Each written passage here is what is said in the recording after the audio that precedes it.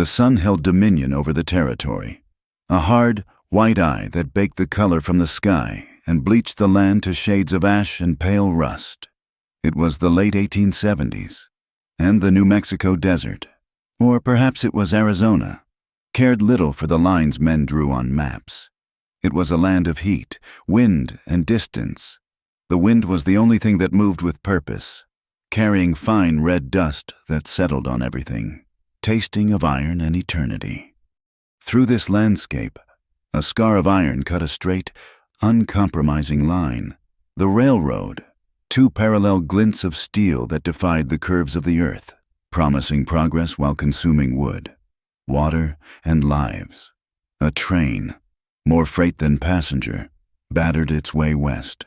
Its engine stack belched thick, greasy smoke that smeared the pristine emptiness of the sky before the wind tore it to ragged banners. In the last car, a converted cattle wagon fitted with hard wooden benches, sat Nantan Greywolf. He was a man who looked carved from the same unyielding rock as the mesas. He sat apart, not from malice, but from habit. His stillness was profound, a contrast to the violent rattle and sway of the car. His eyes, dark and deep-set, missed nothing. They registered the jitter of a loose rivet in the ceiling, the way the sunlight fell in a precise, dust-filled shaft, and the nervous tick of the drummer 2 benches forward. He had been a scout, first for his own people, the Apache, and then, after the surrenders, for the army. He had worn their blue coat and taken their pay, guiding them through canyons he had once used for refuge. Now, he wore neither.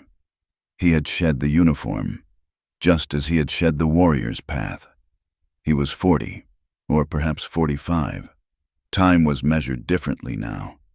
A long, thin scar, pale against his sun-darkened skin, ran from the corner of his left eye to his jawline, a souvenir from a cavalry saber.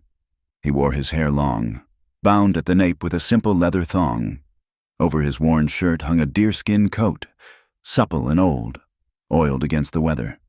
It was a relic, a piece of the life before. His only goal now was peace, a small patch of land, bought with 10 years of scout's pay, waited for him near the Mogollon Rim. It had water, a few cottonwoods, and defensible rock at its back. It was enough. He was traveling to Laurel Bend, a new, raw town that had sprung up by the rail line, to file the final papers and purchase the seed and tools he needed. He wanted only to build a small cabin, mend his fences, and be left alone. 3 benches behind him, facing the rear door, sat Clara Hale. She was a woman who had learned to make herself small. She huddled against the rough plank wall, trying to blend in with the shadows. She was not beautiful in the way of saloon girls or city ladies. Her face was strong-boned, made for endurance rather than display. Her eyes, a clear, startling gray, were exhausted but not defeated.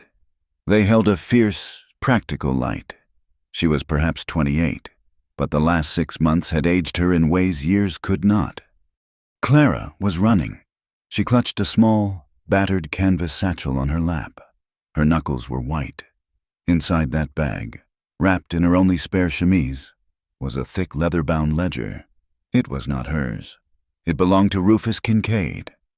Kincaid was a man who built things. He built railroads. He built saloons. He built towns. He did it with other people's money and other people's lives. Clara had been part of a transaction. Her stepfather, a man with a bottomless thirst for whiskey and faro, had wagered her future and lost. He had signed her over in a private agreement, a marriage of debt to one of Kincaid's business partners, a man with cold hands and a colder heart. Clara was to be the collateral, the respectable wife to sanitize a dirty fortune. She had worked as a bookkeeper in the back office of Kincaid's largest casino in Santa Fe. She was quick with figures, quiet, and invisible. Until she saw the ledger. It was Kincaid's private record, the one that detailed the bribes to politicians, the payments to Sheriff Carter, the land stolen from ranchers, the names of men who had disappeared. It was a book of financial sins, and it was her only weapon. 2 nights ago, she had taken it, along with the $50 she had saved, and walked out into the desert night.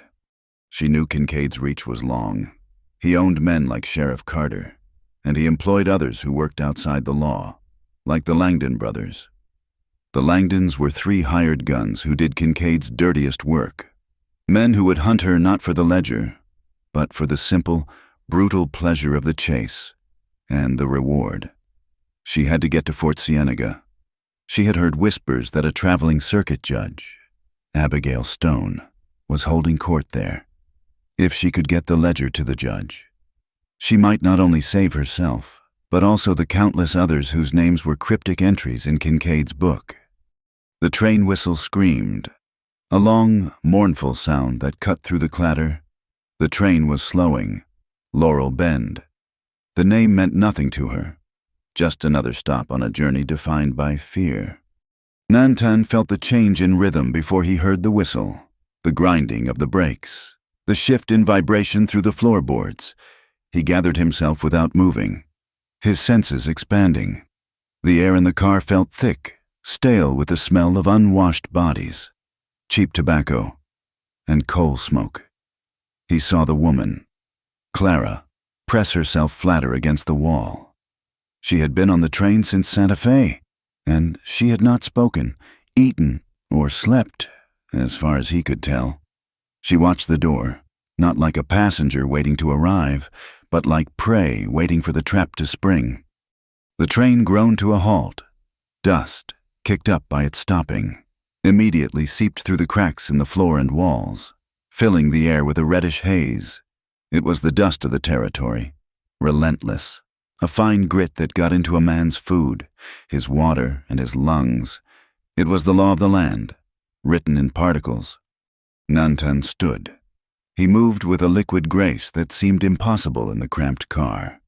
He was not a large man, but his presence had weight. He pulled his coat tighter. The deerskin was a shield, not just against the chill of a high desert evening, but against the world itself. He was ready to step off the train and into his new life.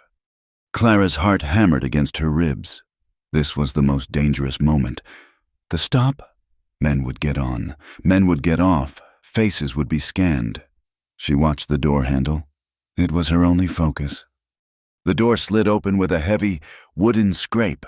Sunlight, thick with dust, flooded the car, silhouetting 2 men. They did not look like passengers. They wore long dusters, despite the heat, and their boots were heavy with authority. One wore a tarnished badge pinned to his vest. Sheriff Carter. Clara's blood went cold. The other was a face she recognized from the casino. One of the Langdon brothers, the youngest one. Jamie. He had a nervous smile that never reached his eyes. "All right, folks."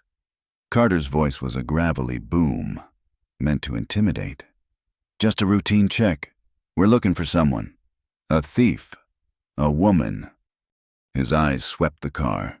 They passed over the drummer, the tired-looking family with 2 small children, and then they locked onto Clara. She saw the flicker of recognition, the greedy triumph. "Well, well," Carter drawled.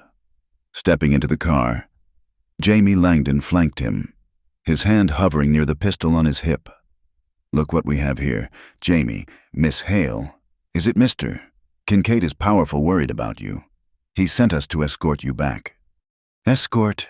The word was a lie, as false as the badge on Carter's chest. Clara's hand tightened on the satchel. Her mind raced, sifting through impossible options. Scream. No one here would help. Run!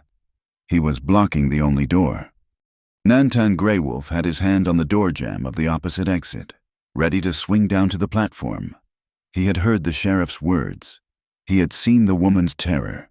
He had seen the second man's hand on his gun. It was not his business. His land was waiting. Peace was waiting. He had spent years learning to walk away from other people's trouble. He took 1 step toward the platform. "Get up, girl," Carter ordered, taking a step toward her. "And give me the bag." Clara stood, but she did not move toward him. She held the satchel to her chest. "He has no right," she said, her voice trembling but clear. "I am not his property." "You are whatever Mr. Kincaid says you are." Carter sneered. He reached for her. Clara did the only thing she could. She swung the heavy satchel, the ledger inside giving it a solid weight. It caught Carter on the side of the head with a satisfying thud. He staggered back, cursing, his hand flying to his ear. Jamie Langdon laughed, a short, ugly bark. "She's got spirit, Sheriff," but his hand was no longer hovering. The pistol was out, pointing not at Clara, but at the man who had suddenly appeared between them. Nantan had not moved fast. He had simply moved. One moment he was by the door. The next he was standing in the aisle, his deerskin coat a bulwark between the girl and the men. He had not drawn a weapon. He simply stood there, his presence filling the car, his dark eyes fixed on Jamie Langdon. "This is not your affair, Chief," Carter growled, rubbing his head. Nantan's gaze did not waver from the younger man's pistol. "He's nervous," Nantan said, his voice quiet, a low rumble that carried easily over the sudden silence. "His hand is shaking. He will shoot you by accident." Jamie Langdon looked at his hand. It was, in fact, shaking. The man in front of him was an Apache. Everyone knew about Apaches. He had not moved, had not threatened, but he was the most dangerous thing Jamie had ever seen. "Put the gun away, boy," Nantan said. It was not a request. "You'd best do what he says, Jamie," Clara whispered, surprising herself. The tension in the car was a physical thing, a stretched wire vibrating at a high pitch. The other passengers seemed to have shrunk, trying to disappear into the wooden benches. This was the West. A man's life could end over a bad hand of cards, a spilled drink, or, in this case, a moment of misplaced chivalry. Nantan was risking his new life, his patch of land, his hard-won peace, for a woman he did not know. Why, perhaps he was tired of men like Carter. Perhaps he was tired of the railroad and the new kind of power it represented, a power that could buy sheriffs and own people. Or perhaps he just recognized the look in her eyes, the look of a creature trapped and willing to fight. "I said, step aside," Carter repeated, his own gun now in his hand. Nantan looked at him. He saw the badge, the gun, the greed. He saw the iron rails that had brought this man here. He saw the red dust on the floor, waiting to claim them all.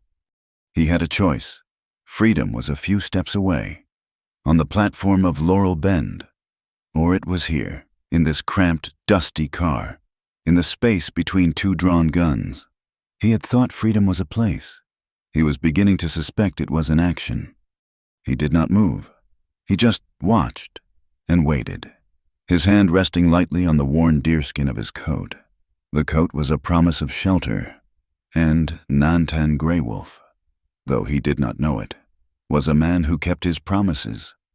The slow, tense rhythm of the train car had stopped, replaced by a silence that was heavier and more final than any iron rail. The tension in the car was a solid thing, hard as the pistol barrels aimed at Nantan's chest. His heart beat slow and heavy, a drum marking a dangerous rhythm. Sheriff Carter's face was slick with sweat and rage. Jamie Langdon's knuckles were white on his gun. And then the world buckled. A violent, metallic scream ripped through the air as the train's brakes locked. The car did not just slow. It lurched, a convulsion of steel that threw everyone against their will. Carter slammed into the doorframe, his gun firing into the floor with a deafening, splintered roar. Jamie Langdon stumbled, pinwheeling his arms, his own shot going wild into the ceiling. Clara was thrown from her feet, crashing into Nantan. He did not stumble. He had been expecting the jolt, his body rooted to the floor.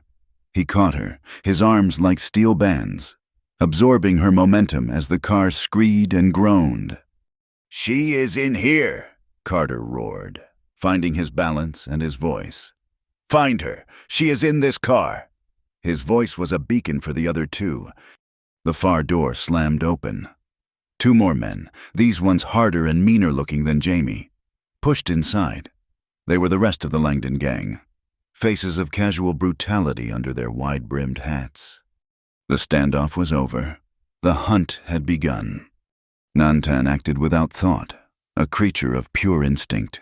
He grabbed Clara's arm, pulling her down, shoving her behind a stack of mail sacks that had toppled into the aisle. "Stay down," he breathed. The car was chaos. The other passengers were screaming, cowering, a sea of pale faces and wide eyes. Carter and Jamie held the rear door, while the other two Langdons began to work their way forward, kicking aside luggage, peering under benches. They were methodical.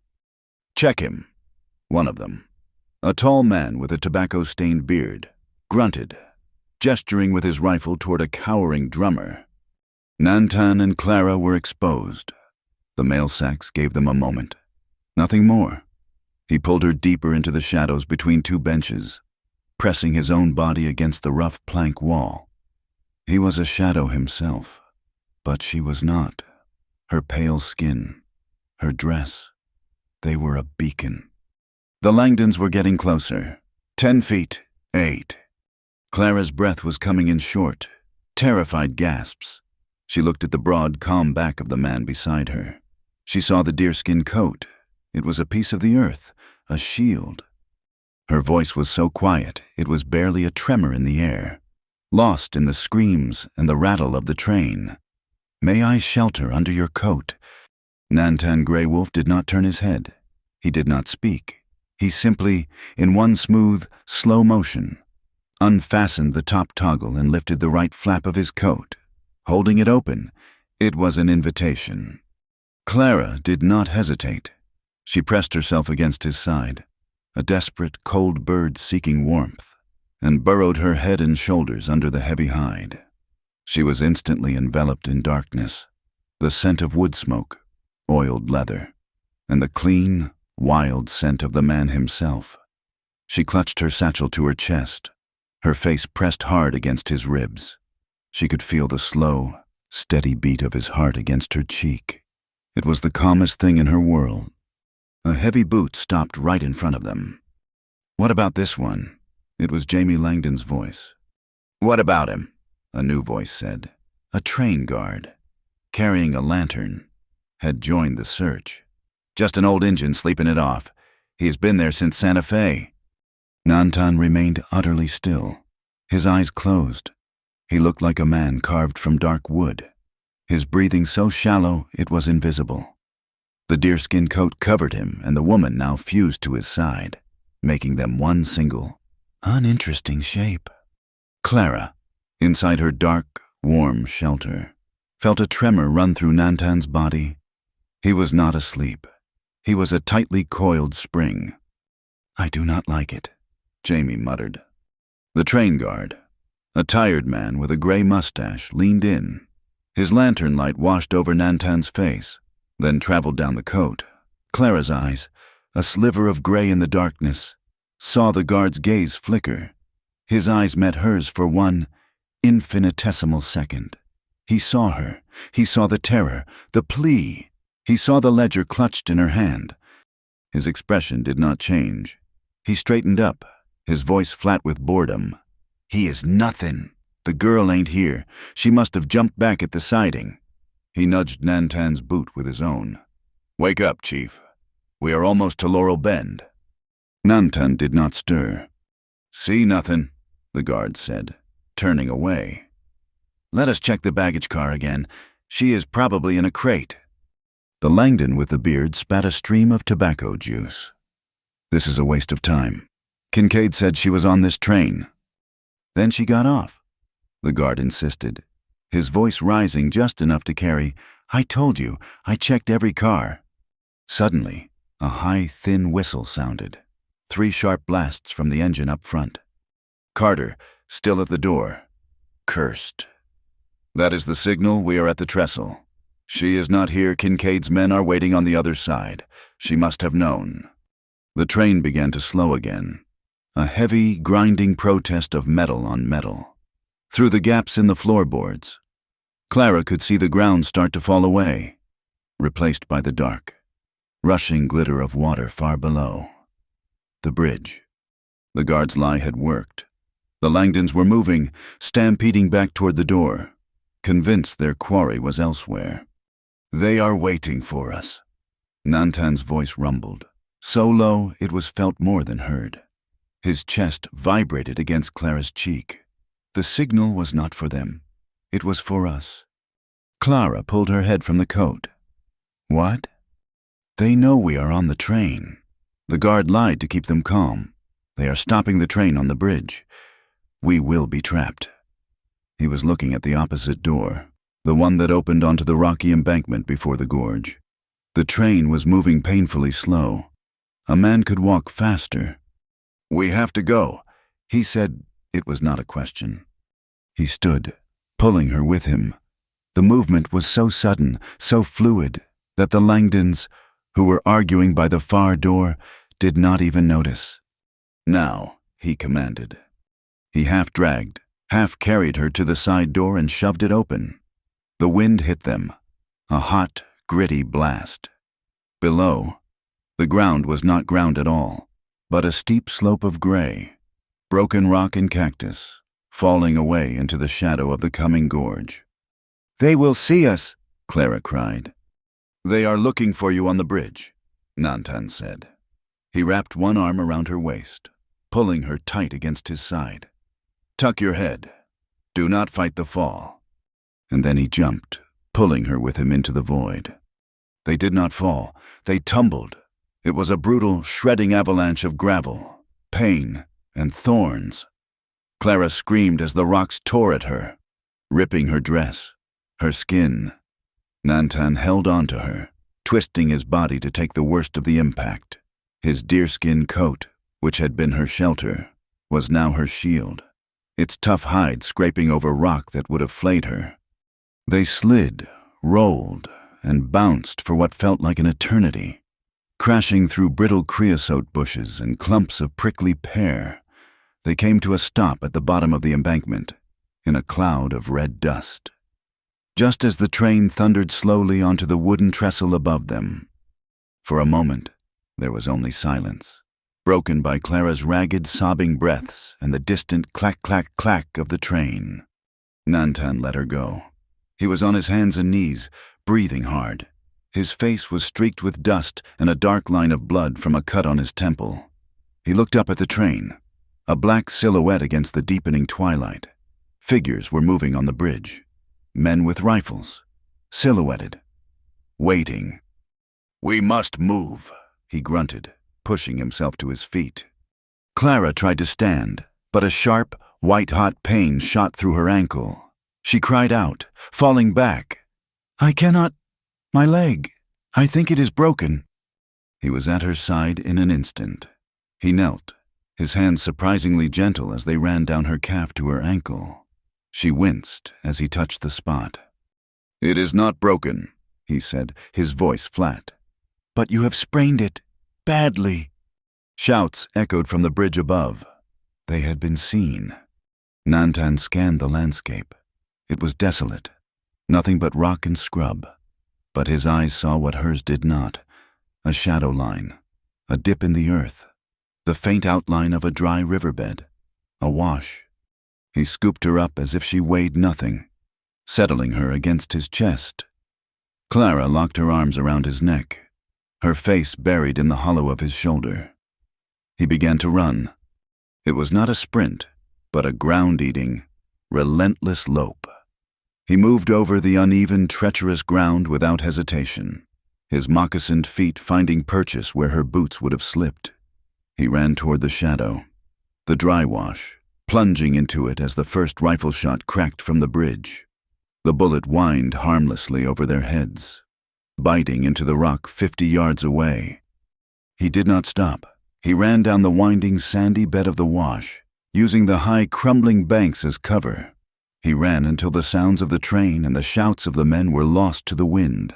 He ran until his breathing was a harsh rasp in the twilight, and the only sound was the scrape of his feet and Clara's whimpering gasps of pain. He finally stopped in a small alcove, a hollow eaten from the canyon wall by ancient floods. He gently set her down, her back against the cool, smooth rock. They were alive. They were hidden. They were alone in the middle of nowhere. Clara was shaking, a delayed reaction of shock and terror. He had saved her. This silent, scarred man had thrown himself in front of gunmen and jumped off a train for her. "Why?" she whispered, her teeth chattering. "They would have killed you." Nantan slid down the wall to sit beside her. He pulled a small leather pouch from his belt, took out a pinch of dried herbs, and began to chew them. "They will track us," he said, ignoring her question. "When the sun comes, they will find the tracks." "We have to keep going," she said, trying to push herself up. He put a hand on her shoulder. "No, we rest. You are hurt. We need water." He spat the chewed herbs into his palm, creating a dark, wet poultice. Before she could protest, he was unlacing her boot, gently easing it off her swollen foot. He applied the poultice to her ankle. It was cool, and the sharp, piney smell cut through the dust. "I have to get to Fort Cienega," she said, her voice desperate. "I have to. It is not just for me." "Fort Cienega is 3 days' walk. If you are lucky, you cannot walk." "But I have to." The desperation in her voice turned to resolve. She reached for her satchel, which was, miraculously, still clutched in her hand. She fumbled with the clasp, her fingers bloody and shaking. She pulled out the thick, leather-bound book. "This," she said, holding it out. "This is why." Nantan looked at the ledger. He did not take it. "His name is Rufus Kincaid," she said, the name tasting like ash. "He owns the railroad. He owns the saloons. He owns Sheriff Carter. He tried to make me his property, but I was his bookkeeper, and he is a very careful man. He wrote everything down." She opened the cover. Even in the dim light, the columns of figures, the names, the dates, were neat and precise. "It is all here," she whispered. "The bribes, the men he paid to burn out the ranchers, the way he stole land from your people for his railroad. It is all here. Judge Abigail Stone is at Fort Cienega. If I can get this to her, I can stop him. I can set it right." Nantan's hand, which had been resting on his knee, closed into a fist. His knuckles went white. A muscle in his scarred jaw twitched. He knew the name Kincaid. He knew it well. The railroad had cut through land that was supposed to be protected. A land dispute. They had called it. His brother had died in that dispute. He took the book from her. He felt the weight of it. It was heavier than leather and paper. It was a book of sins, as she had said, and it was, perhaps, a key. "Judge Stone," he said, his voice rough. 72 hours. "Can we make it?" Clara asked, watching his face, this stranger who was now her only hope. Nantan Grey Wolf looked up from the ledger, his dark eyes meeting hers in the twilight. He saw the pain, the fear, but also the iron, the same iron that was in the ledger, in the railroad tracks, and in his own blood. "We will," he said, and he handed the book back to her. The dawn came not with light, but with cold. It was a thin gray chill that seeped from the rocks and settled deep in the bones. Clara awoke with a start, her body a collection of aches. Her ankle throbbed with a dull, insistent pulse.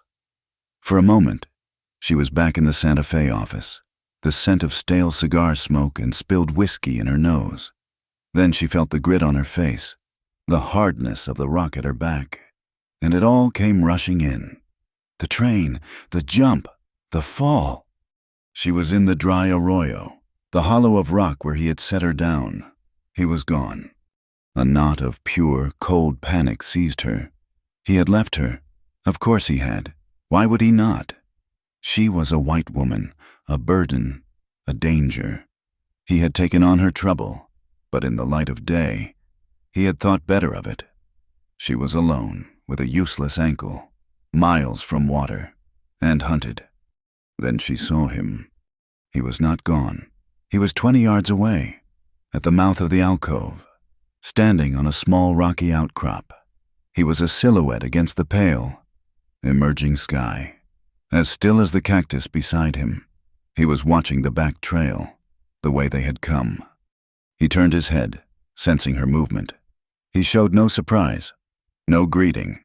He simply slid down from the rock and came to her. He knelt, his movements economical, and looked at her ankle. The poultice of chewed herbs was a dark, dry crust. "We must move," he said. His voice was a quiet rasp. "They are coming," she stated. It was not a question. "They are coming." He looked up, his gaze sweeping the line of the ridge above them. "They will cut for our tracks when the light is full. They are good trackers, but they are not Apache." He unslung the small pouch at his hip. From it, he took a piece of jerky, hard as wood, and handed it to her. "Eat." Then he offered his canteen. "Drink." She took it.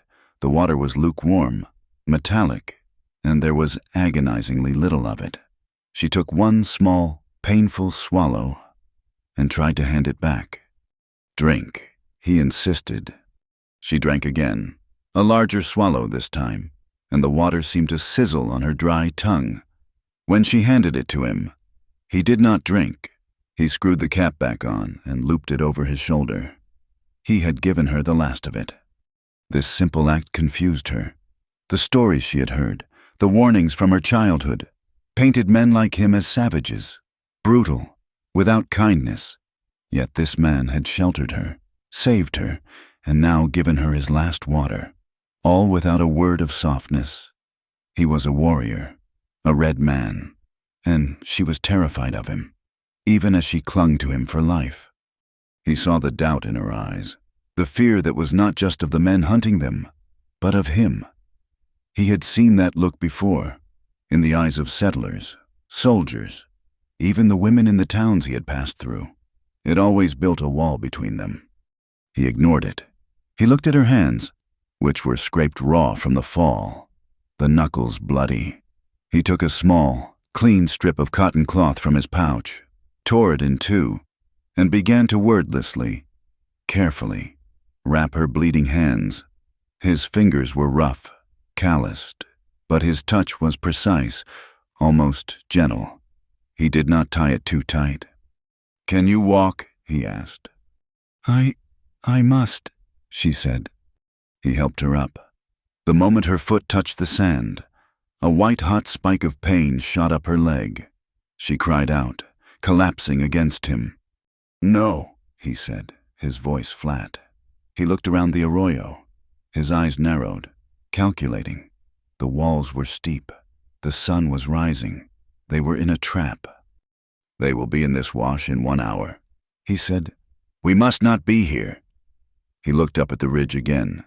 Then he took a small, burnt stump of wood from his pouch and a tiny, cracked mirror. "Stay here. Do not move. Do not make a sound." He was gone before she could answer. He scrambled up the crumbling wall of the arroyo, not like a man climbing, but like a lizard, using every small hold, moving with a speed that defied the loose rock. He vanished over the top. Clara was alone again, but this time the panic was different. It was laced with a strange, new element. Trust. He had told her to stay, so she stayed. She held her breath, listening to the desert. The only sound was the wind, a low moan over the rocks. Nantan reached the ridge. He laid flat, peering over the edge. He saw them, 3 riders, far off, just dots in the vast emptiness. They were moving slow, heads down, reading the tracks of the train, the embankment, the place where 2 people had tumbled. They were on the right path. He moved back from the edge, crawling to a small cluster of boulders. He found what he was looking for, a dead, lightning-scarred juniper. He used his knife to scrape a small pile of dried tinder and a handful of black charcoal dust from the burnt wood. He arranged it carefully. He held the small mirror. Catching the first rays of the morning sun, he angled it, sending a sharp, tiny flash of light toward the riders. Once, twice, he was not signaling them. He was judging the distance, the angle. Then, he focused the beam, a single, hot point of light, onto the pile of tinder. For a long moment, nothing happened. Then a tiny wisp of smoke, thin and blue, rose. He added the charcoal dust. The smoke thickened, turning a dirty gray, looking for all the world like a careless, smoldering campfire that had been poorly extinguished. He fed it just enough to create a steady plume. Then he backed away, crawling, and slid back into the arroyo. He landed in a soft spray of sand beside her. "What did you do?" she whispered. "I invited them to breakfast," he said, a rare, grim humor touching his lips. "They will see the smoke. They will think we made a fire, that we are careless, hurt. They will leave the wash to climb the ridge. It will buy us time." He looked at her ankle, then at her. He bent down, turning his back to her. "Get on." "What?" "I will carry you." "You cannot. I am too heavy. You ran all night." "Get on," he said, "or they will find us, and your ledger will be worth nothing." She did it, awkwardly, painfully. She climbed onto his back, her arms locking around his neck again, her hands, now bandaged, resting on his shoulders. He adjusted her weight, then stood. He stood as if she were a child, a small pack, and then he began to walk, heading deeper into the twisting labyrinth of the arroyo. He moved at a steady, ground-eating pace. He did not favor one leg. He did not breathe hard. He just moved. They walked for hours. The sun rose higher, turning the arroyo into a furnace.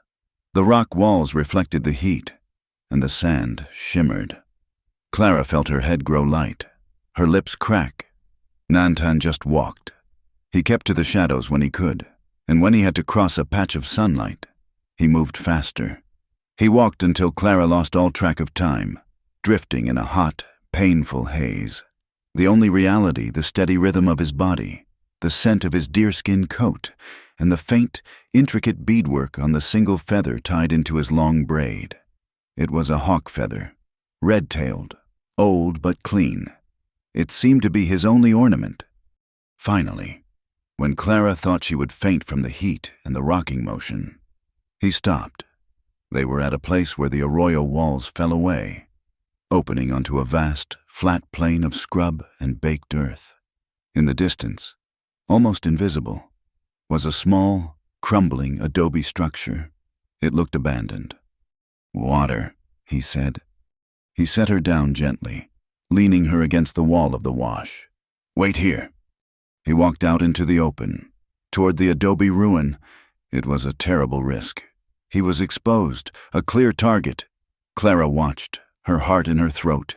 He reached the ruin, touched the doorframe in a way that seemed familiar, and disappeared inside.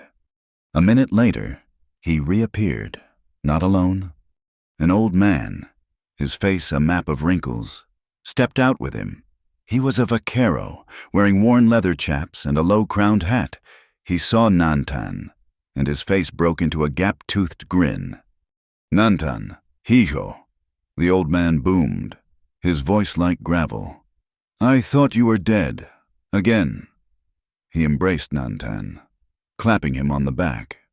"Raul," Nantan said, and the relief in his single word was vast. A small boy, perhaps 8 or 9 years old, all big dark eyes and tangled black hair, peeked out from behind the old man. "And who is this?" Raul asked, his eyes sharp, already looking past Nantan toward the wash. He saw Clara. His smile faded.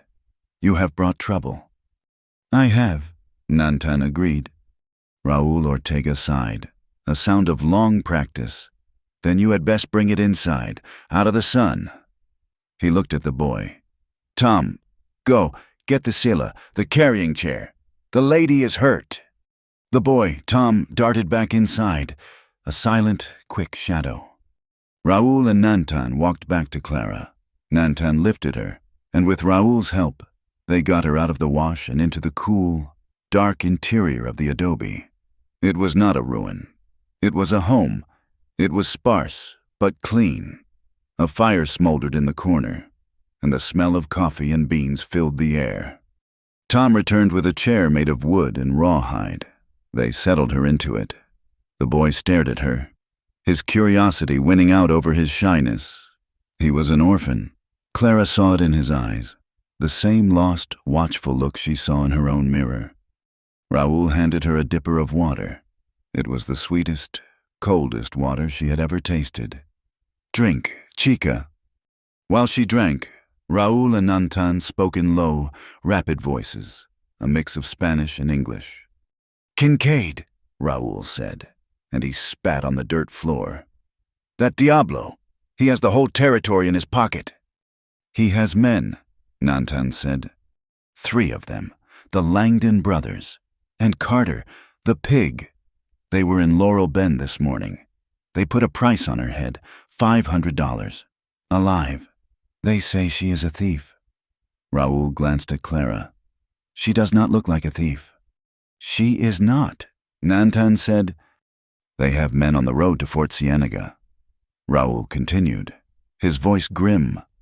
"Checking every wagon, every rider. You will never get through." 72 hours, Nantan said. "We have to get to Judge Stone." Raoul was silent. He looked at Nantan, a long, sad look. "This is about the railroad. Is it not the new spur?" Nantan nodded once. "It is the same as before," Raoul whispered, his eyes on the smoldering fire. "The same as your brother." Clara watched Nantan. At the mention of his brother, his face, which had been a mask of stone, tightened. His hand went up, not to his scar, but to the hawk feather in his braid. He touched it, his fingers tracing the edge, a gesture of old, deep grief. This was his fight, too. This was the wound Kincaid's railroad had carved into his life, long before he had ever met her. The village burned, the land stolen, the accident that had taken his brother. Nantan turned. His inner turmoil settled. His resolve hardened. He looked at Clara, then at Raoul. 72 hours. How do we get past Carter's men?" Raoul pulled a knife from his belt and drew a map in the dirt floor. "You do not go past them. You go under them." He began to draw a series of lines. A different path. The old ways, the water routes, it is hard, but they will not look for you there. Tom, the boy, had crept closer, no longer afraid. He sat on the floor, watching Nantan with open adoration. Nantan, seeing the boy, reached into his pouch and pulled out a small, carved wooden bird. He held it out. Tom's eyes went wide. He looked at Raoul, who nodded. The boy gently took the bird, a silent, sacred transaction. A family, Clara thought, not one of blood, but one of choice. An old warrior, a weathered cowboy, and a lost boy. And now, her. Nantan looked at her, his eyes clear. He was no longer a stranger, a savage from her nightmares.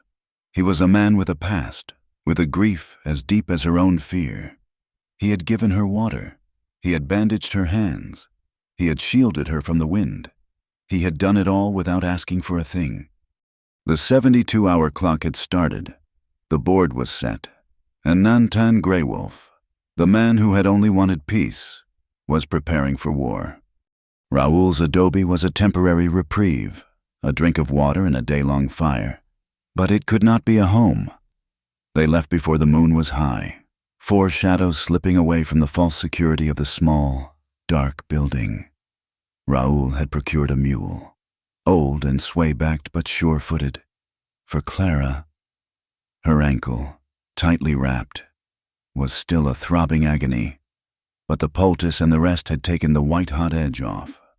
Tom, silent as smoke, rode a small pinto pony that was his only worldly possession. Raoul and Nantan walked, Nantan moving in a floating, tireless stride, and Raoul with the stiff-legged, rolling gait of a man who had spent 50 years in the saddle. Raoul's map, the lines he had drawn in the dirt, was now their guide. It was a path that did not exist on any surveyor's chart. It led them away from the main road, away from the railroad, and deep into a wounded country.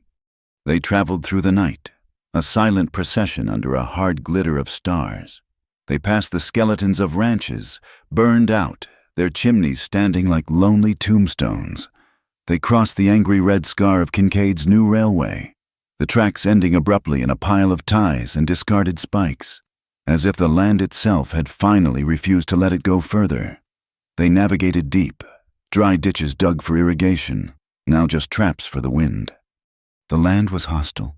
It was not a gentle, living thing. It was an adversary. The wind rose, a mean, sharp-edged force that carried sand, not dust. It stung their faces, got in their eyes, and made the mules pin their ears back in misery. Water was a constant, aching thought. They had filled their canteens at Raoul's well, but it was not enough. Every sip was a calculation. By the second day, they had reached the edge of the flatlands and were nearing the main wagon road to Fort Cienega. Raoul pointed. "There, the checkpoint." It was a simple plank barrier across the road, flanked by a canvas tent and a makeshift corral. Two men in dusty vests, tin badges glinting, sat on stools, rifles across their laps. Sheriff Carter was not there, but his authority was. "They will stop us," Clara whispered, her voice rough. "Yes," Raoul said. He had planned for this. He had brought a bundle from his home. He pulled out a dark, high-necked dress, worn but clean, and a black rebozo, a long, fringed shawl. "Put these on. Chica, you are no longer Clara. You are Maria, my son's new wife. We are taking her to meet the family in the mountains." Clara looked at Nantan. He was already working, transforming himself. He unstrapped two heavy canvas bags from his own pack and loaded them onto the mule. "Salt," he said, answering her unasked question. "He is a traitor. I am his hired hand. We are all family." "And Tom?" "Tom is Tom." Raoul grinned. "A boy. No one counts a boy." He turned to Clara. "The men at the post are fools, but they are Kincaid's fools. They are looking for a lone woman, an Anglo woman with fear in her eyes. They are not looking for a Mexicana bride, surrounded by her familia. Do not speak, not one word. Look down. Be shy. Be tired. Let me talk." They approached the checkpoint. Nantan led the mule, his face impassive, his eyes on the ground. He looked like any Apache who had given up the fight. A hired man. Invisible. Clara, her face almost completely hidden by the rebozo, her ankle a dull fire, hunched on the mule's back, the bags of salt pressing against her legs. Raoul and Tom rode just behind. One of the deputies, a man with a heavy belly and suspicious, piggish eyes, stood up, pushing his rifle forward. "Alto ahi. Hold it right there. Where do you think you are going?" Raoul immediately swept his hat from his head, his face breaking into a wide, accommodating smile. He began to speak in rapid, flowing Spanish, a waterfall of apologies, blessings, and explanations. It was a beautiful, musical speech, all about his son's beautiful new wife, Maria, who was so very tired from the journey. Pobrecita. They were just simple people, taking her to their small home in the hills, and bringing salt, a gift from God, to their cousins. He offered the deputy a canteen, a pinch of tobacco, a blessing on his mother. The deputy's face went sour. "I do not speak that grease talk, old man, English." "Ah, Inglés, yes, yes," Raoul said, his smile never wavering, though his English was suddenly, miraculously, broken and slow. "We go. See cousins. This, my son's wife, Maria." The deputy grunted and walked over to the mule. He looked at Clara. She kept her head down. The shadow of the rebozo, her only shield. Her heart was a trapped bird in her chest. He could see her face if he just bent down. He could see the color of her eyes. He reached out a thick finger and poked one of the salt bags. "Salt, eh?" Nantan, who had been standing silent by the mule's head, nodded once. "Salt," he said. The word was flat, empty. The deputy looked at Nantan. He saw the scar, the long hair, the deerskin coat. A flicker of distaste crossed his face. "Just a salt hauler," he muttered. He seemed bored. He was looking for a scared woman, not a stoic Indian and a mule load of Mexicans. "Go on, get out of here," the deputy said, waving his hand. "And tell your familia this is America. We speak English." Raul bowed and thanked him, still in Spanish. As they moved past the barrier, they did not look back. They walked for another mile, until a bend in the road took them out of sight. Clara let out a breath she felt she'd been holding for a year. She was shaking so hard she almost fell from the mule. "You did well, Maria," Raul said, his voice dry. Nantan was already scanning the rocks above the road, his senses sharp, the mask of the dull, hired hand gone. That night, they camped in the ruins of a small, one-room adobe, its roof long gone. They were off the main road, back in the harsh wilderness, but the checkpoint had been a reminder. The net was closing. Clara sat by the small, smokeless fire Nantan had built in the lee of a wall. Her hands, though bandaged, were clumsy. She watched him. He moved with a purpose she had never seen in a man. Every action was efficient. "Teach me," she said, her voice quiet. He looked up from the knife he was sharpening. "I am useless," she said, her voice tight with frustration. "My ankle, this—" She held up her bandaged hands. "I cannot even help.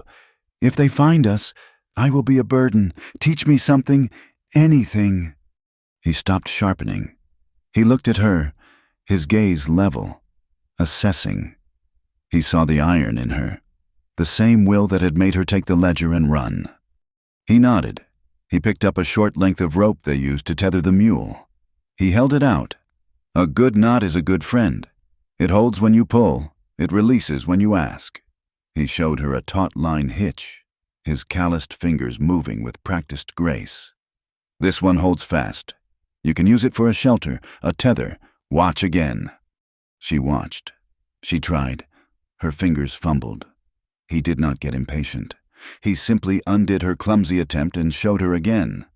"Pull the loop through. Like this. Now. You." She did. And this time, it held a small, tight knot. It was the first useful thing she had felt she had done in a week. Later, he took a small piece of flint and a steel striker from his pouch.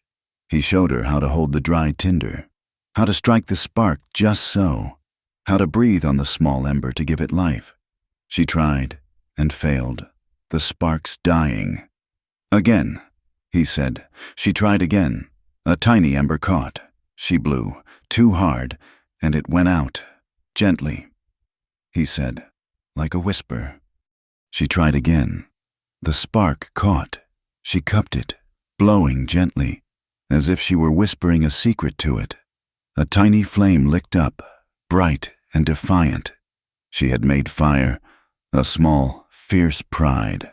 Something she had not felt in years, warmed her more than the flame. Nantan watched her. Then he looked away. "Up at the ridge. The wind will change before morning," he said. "How do you know?" she asked, nursing her tiny fire. "The way it smells. It brings the scent of the high pines. It will be cold." He stood up and walked to the broken doorway of the ruin. Testing the loose-fitting plank door, he used the rope, and the knot she had just learned, to secure it, bracing it with a rock. It would hold. He was teaching her. She realized, not just to survive, he was teaching her to see, to read the world as he did. They ate in silence, a grim meal of jerky and dry biscuits. Raul and Tom were asleep, wrapped in their blankets. The fire was low. Clara looked at Nantan. He was staring into the embers, but his mind was far away. The hawk feather in his braid seemed to glow in the firelight. "Your brother," Clara said softly. He did not look at her. His stillness was absolute. "Raul mentioned your brother." She pressed needing to understand. Was it Kincaid? Nantan was silent for a long time. The fire crackled. Finally, he spoke, his voice so low she had to lean in to hear him. "My brother, Tava," he said. He was a traditionalist. He did not believe in the iron roads. He said they were snakes that would poison the land. He was right. He picked up a small stick, his scarred hands turning it over and over. "Kincaid's men were blasting for the new spur. Near our winter camp, Tava went to protest, to tell them they were on sacred ground." He snapped the stick, the sound like a gunshot in the quiet. "They called it a blasting accident, but the blast was too precise. Only one man died." He tossed the broken stick into the fire. "That was 2 years ago. I was scouting for the army. I did not find out for months. When I came back, my village was gone. They said Kincaid owned the land." He finally looked at her. His eyes were not angry, they were old, filled with a grief so deep it had burned away all expression. "Your ledger," he said, "does it speak of blasting accidents?" I do not know," Clara whispered. "But it speaks of land, names, payments to men who cleared the territory. Your village, it might be in there." Now he understood. Now she understood. His peace, his patch of land. It was not a retreat. It was an attempt to reclaim one small piece of what had been taken. And her ledger was not just a tool for her own freedom. It was a weapon. It was justice. For his brother. Clara felt a wave of empathy so strong it stole her breath. She looked around the ruined shack. On the broken windowsill, a single, stubborn wildflower, a small, tough purple blossom, was growing out of a crack in the adobe. It was a miracle, a tiny spot of life in the desolation.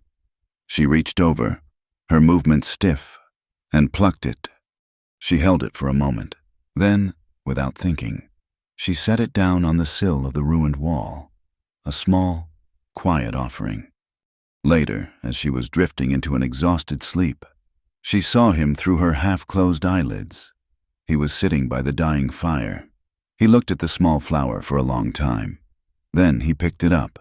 He opened a small, worn, leather-bound book, not the ledger, but a small, personal notebook. He carefully, almost tenderly, placed the purple flower between its pages and closed it. The next day, the tension was back, thicker than before. They were moving through Box Canyon, a narrow, winding cut in the rock that Raoul had promised would save them half a day.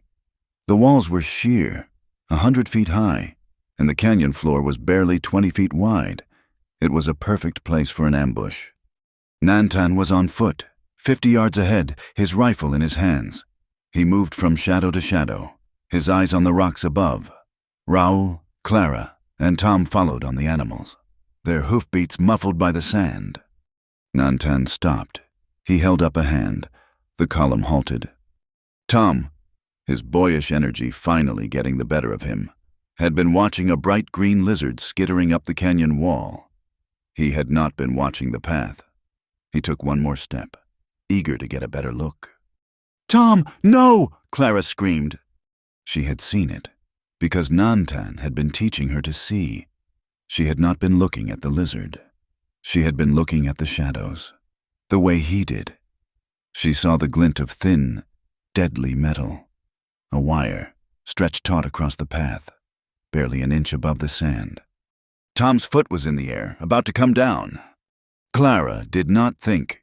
She threw herself from the mule, ignoring the explosion of pain in her ankle. She hit the ground, rolling, and lunged. Grabbing Tom's shirt, she yanked him backward, pulling him off his feet with a desperate, terrified strength. They both tumbled into the sand, Tom crying out in surprise, just as Nantan was at their side. His knife was in his hand. He did not go to them. He went to the wire, his eyes tracing it to a pile of boulders, precariously balanced. A simple trap, a rock slide, enough to kill a horse, to maim a rider, to block the path. Nantan cut the wire. He looked at Clara, who was sitting in the dust, her face white, her arms wrapped around the startled boy. He looked at her, and for the first time, his eyes were not just old or grieving. They held a new, sharp flicker of something respect. "You see," he said, and it was the highest praise he could give. He helped her up. The Langdons had been there. They were no longer just being followed. They were being herded, and the trap was closing. The wire was a thin, vicious line between one breath and the next. Nantan cut it with a single, sharp movement of his knife. The pile of boulders above them settled. A low, dusty groan. Clara was on the ground, breathing hard, her arms locked around Tom, who was wide-eyed and silent with shock. Raul Ortega let out a long, slow breath, his face the color of old parchment. "They are close. They are lost," Nantan said. He kicked sand over the severed wire. He looked at Clara, at the place in the dust where she had thrown herself, at the mule she had abandoned in that one desperate second. "You saved him." Clara said nothing, just pulled Tom tighter. She had seen the wire. He had taught her to see, and she had seen it. The thought was a small, hard kernel of pride in the midst of her terror. Nantan helped her up. Her ankles screamed, the pain sharp and bright, but she barely felt it. "They are ahead of us," she said, her voice shaking. "No," Nantan said, his eyes scanning the canyon walls, reading the shadows. "They are behind us, and they are angry. They set this trap and moved on, thinking we were still far back. They do not know these paths. They are Kincaid's men, used to towns and roads." Raul rubbed his grizzled jaw. "That fool, Jesse, he is earning his pay." Clara looked at him, confused. "Jesse, the guard. The man on the train." "The same," Raul said, a grim satisfaction in his voice. "He works for me, not Kincaid. He has been my eyes in the railroad yards for 2 years." "But the signal," Clara said, remembering the whistle. "He pointed us out." "He signaled us." Nantan corrected her. "He told the Langdons you were not in the car. He sent them searching in the baggage, and then forward, to the engine. He gave us the time we needed." "He sent them on a fool's errand to Laurel Bend," Raul added, chuckling. "Told them you had slipped off at the last water stop. That is why they are here, in these canyons. They are chasing a ghost, and they are mad as hornets. This trap," he gestured to the cut wire, "is clumsy. It is an angry man's work." So the guard, the man she thought had betrayed them, had been their first unseen protector, a part of Raul's web, a part of this family of choice she had fallen into. They left the canyon, climbing a narrow deer trail that Nantan seemed to know by heart. The mule was gone. It had broken its leg in the chaos of the bridge shootout, and Nantan had been forced to put it down with a single, merciful bullet. The loss was profound. Clara was now on foot, leaning heavily on a walking stick Raul had cut for her. Every step was an agony, but she did not complain. They were running out of time. Their path was blocked by a deep, fast-moving creek that cut through the high desert. The only way across was a narrow, rotting wooden bridge, built by prospectors years ago and never repaired. It was barely wide enough for a man, let alone their animals. "We must cross," Nantan said. "The mesas are on the other side, the path Maya knows." "It is a bad place," Raul said, his eyes on the deep, dark shadows under the opposite bank. "A perfect place for a snake to wait." Nantan nodded. "Raul, you and Tom, stay here with the horses. Keep them quiet." He looked at Clara. "You stay with him." "No," she said. The word was out before she could stop it. "I am not a child to be hidden. I have the ledger. I have a stake in this." She had Raul's spare pistol, a heavy, cold weight tucked into the waistband of her skirt. She had not forgotten the feel of it. Nantan looked at her for a long moment. He saw her pale face, the grim set of her jaw, the iron that had replaced her fear. He nodded once. "Then be silent, and do as I say." He moved first, a shadow detaching itself from the rocks. He did not walk onto the bridge. He slipped into the creek, which was waist-deep and churning with cold, snowmelt water. He moved under the bridge, using the pilings as cover. Clara followed, gasping as the icy water hit her, but she bit back the sound. She held the precious satchel with the ledger high, her other hand gripping the rotten wood above her to stay upright. They were halfway across when a voice boomed from the darkness on the far bank. "Well, well, look what the creek washed in. I told you, Jamie, this was the only way." It was the oldest Langdon, the one with the tobacco-stained beard. He was standing on the bank, rifle leveled. Beside him, Jamie Langdon laughed, that same high, nervous sound. "The girl, too," Jamie said. "Kincaid wants her, and the engine." Nantan shoved Clara flat against a piling. "Get back," he hissed. A shot cracked, the muzzle flash a violent orange blossom in the dusk. The bullet splintered the wood just above Clara's head, showering her with wet, rotten wood. Nantan moved. He was not a man. He was a force of water and shadow. He lunged from under the bridge, up the muddy bank. Not at the men, but at the shadows to their left. He was a distraction, a terrifying, silent predator. "He is over there!" Jamie yelled, firing wildly into the rocks. The other Langdon brother, the tall one, raised his rifle, taking careful aim at Nantan's moving shadow. On the other side of the creek, Raoul let out a yell, a high vaquero cry, and fired his own pistol into the air, trying to draw their attention. It was chaos. Clara, shivering, clinging to the piling, saw it all in stark, terrible clarity. Jamie Langdon, the youngest, the most nervous, was ignoring Nantan. He was moving, flanking, trying to get a clear shot at Raoul, who was exposed on the far bank. She saw the moment. Jamie raised his pistol, his arm steadying, his aim true. Clara remembered her guilt. She remembered the silence in Kincaid's office as she watched him ruin lives, her pen scratching, her mouth shut. She remembered the feeling of helplessness. No more. She ripped the heavy pistol from her waistband. Her hands were shaking so hard she could barely hold it. She had never fired a gun. She aimed, not at Jamie, but at the rock face 3 feet above his head. She squeezed the trigger. The explosion was deafening. The recoil slammed her arm back, her wrist screaming in protest. But the shot was true. The bullet hit the rock, sending a spray of stone chips down onto Jamie's head.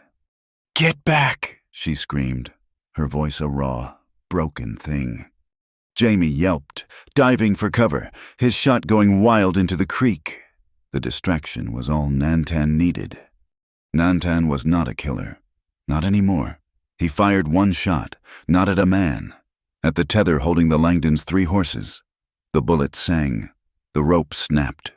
The horses, already spooked by the gunfire, screamed and bolted, disappearing into the darkness. "They are on foot," Nantan called out, his voice calm, cutting through the echoes. He was already back at the bank, reaching for Clara. "We go, now." He pulled her from the water. They ran, scrambling up the bank, and grabbed the reins of their own animals from Raoul. They plunged into the trees, leaving the Langdons cursing in the darkness, stranded and furious. They rode for an hour, pushing the animals hard.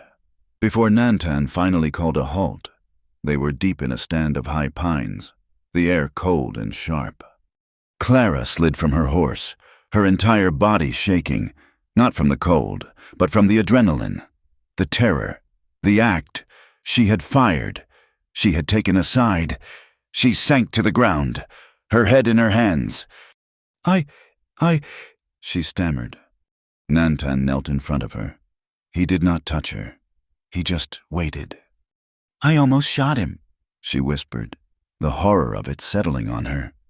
"You did not," Nantan said, his voice quiet. "You warned him. You saved Raoul. There is a difference." "No," she said, looking up, her eyes bright with a feverish, unshed grief. "You do not understand. My real sin, It was not firing the gun. It was not firing it. For months. In Santa Fe. She told him then, the words spilling out, low and bitter. I saw it. I saw his name in the ledger. A rancher. Kincaid wanted his land, his water. He ruined him. Took everything. I sat there. I added the columns. I entered the payments. I knew it was a lie, a theft. And I said nothing. I just kept the books. I was a coward. She looked at Nantan, her face stripped bare. When I saw that man, Jamie, aiming at Raoul, it was the same thing. It was Kincaid's will, in a different body, coming to kill. I could not just sit there. I could not just keep the books. Not again. He understood. He saw the guilt that had been driving her, the guilt that had finally turned to strength. He put one hand on her shoulder, his calloused palm a heavy, steady weight. Your fight is just, he said. Do not be ashamed of it. They needed help.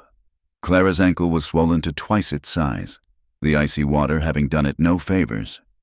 Raoul led them to the high mesa, to a dwelling built half of stone and half of wood.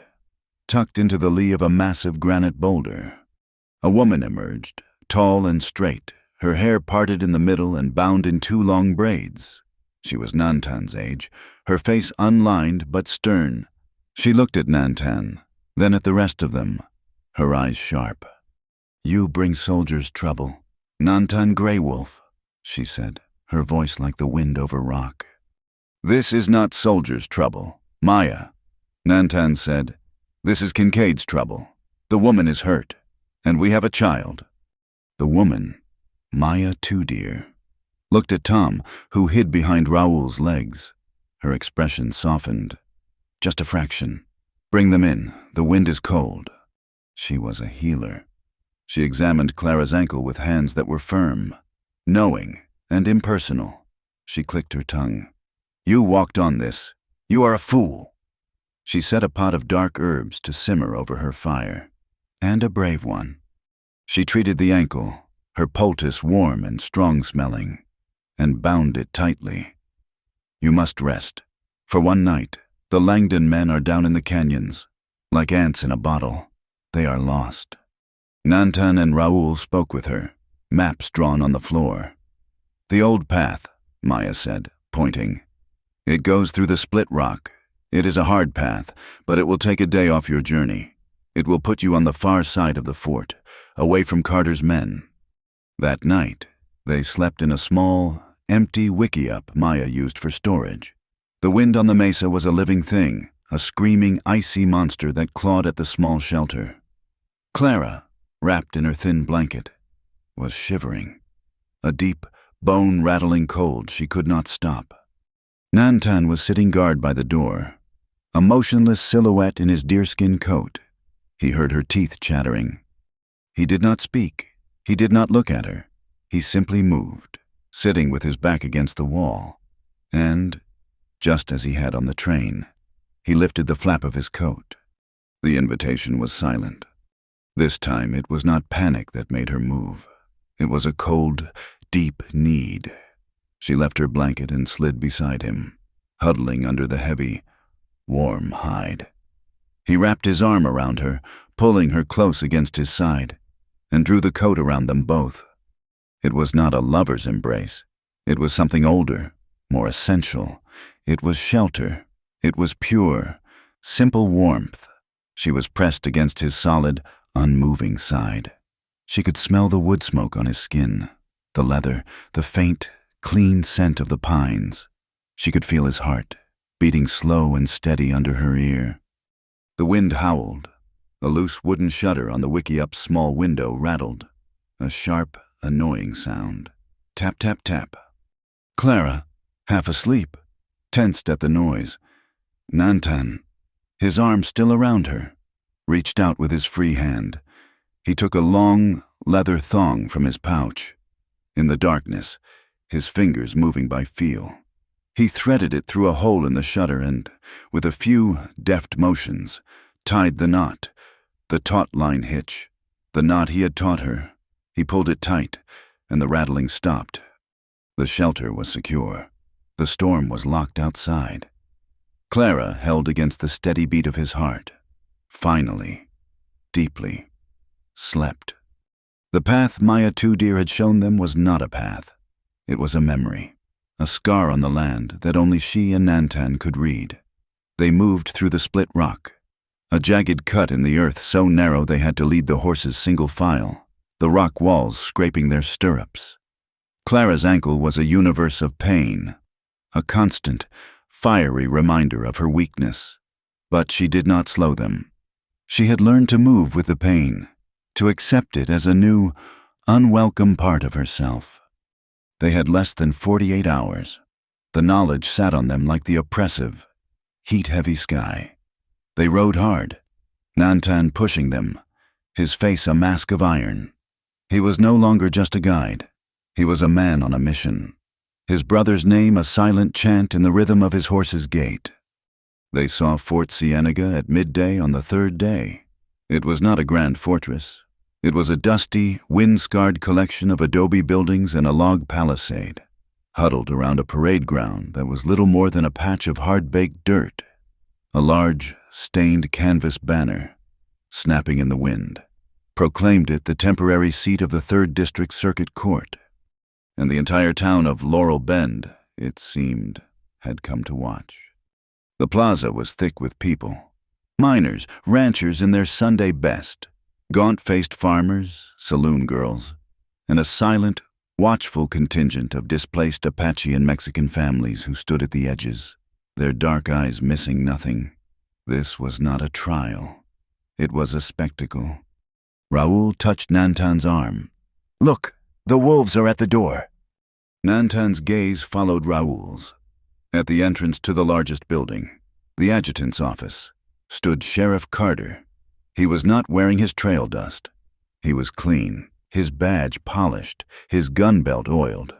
He was the very picture of the law. And standing next to him, speaking quietly to a man in a fine Eastern suit, was Rufus Kincaid. Kincaid was not what Clara had expected. He was not a monster in appearance. He was a man of medium height, with a neat, trim beard and the soft, confident hands of a man who paid others to do his hard work. He looked like a banker, a politician, a man of progress. When he turned, his eyes, the color of a winter sky, swept the crowd, and he smiled. It was a smile of pure, untroubled ownership. Clara's breath caught. This was the man who had bought her, who had ordered her hunted, who had killed Nantan's brother. "We are too late," she whispered, her voice hollow. "He is already here. He owns this place, too." "He does not own the judge," Nantan said, his voice a low rumble. He swung down from his horse. "Raoul, Tom, stay with the animals. Maya, with us." He put his hand on the small of Clara's back, a firm, steady pressure. "Now," he said. "Walk." She walked. She moved through the crowd, Nantan at one shoulder, Maya at the other. The people parted, a wave of whispers following them. They were a strange, ragged group, a battered woman in a torn dress, a scarred Apache warrior in a deerskin coat, and a stern-faced native healer. They were the dispossessed, walking straight toward the center of power. Carter saw them. His face, which had been relaxed, tightened into a mask of pure malice. He stepped forward, his hand dropping to his gun. "That is far enough. This is a closed session. We are here to see the judge," Clara said. Her voice was thin, but it carried. Kincaid turned. His cold eyes settled on Clara. He registered her. The torn dress, the swollen ankle. He showed no surprise. He merely looked at her as he might look at a stray dog that had wandered into his yard. Then his gaze moved to Nantan, and for the first time, a flicker of something else showed. Annoyance. The man in the suit, Kincaid's lawyer, stepped forward. "Sheriff, remove these people. They are disrupting the honorable court." "This woman is wanted for theft, Your Honor," Carter boomed, playing to the crowd. "She is a thief and a runaway." The door to the office opened. A woman stood there, her hair pulled back in a severe, gray-streaked bun. She was not tall, but her presence filled the doorway. Her face was lined with sun and hard decisions. This was Judge Abigail Stone. "And who—" "Sheriff," the judge said, her voice clear and sharp as glass. "Are you to decide who I will or will not see? Who are these people?"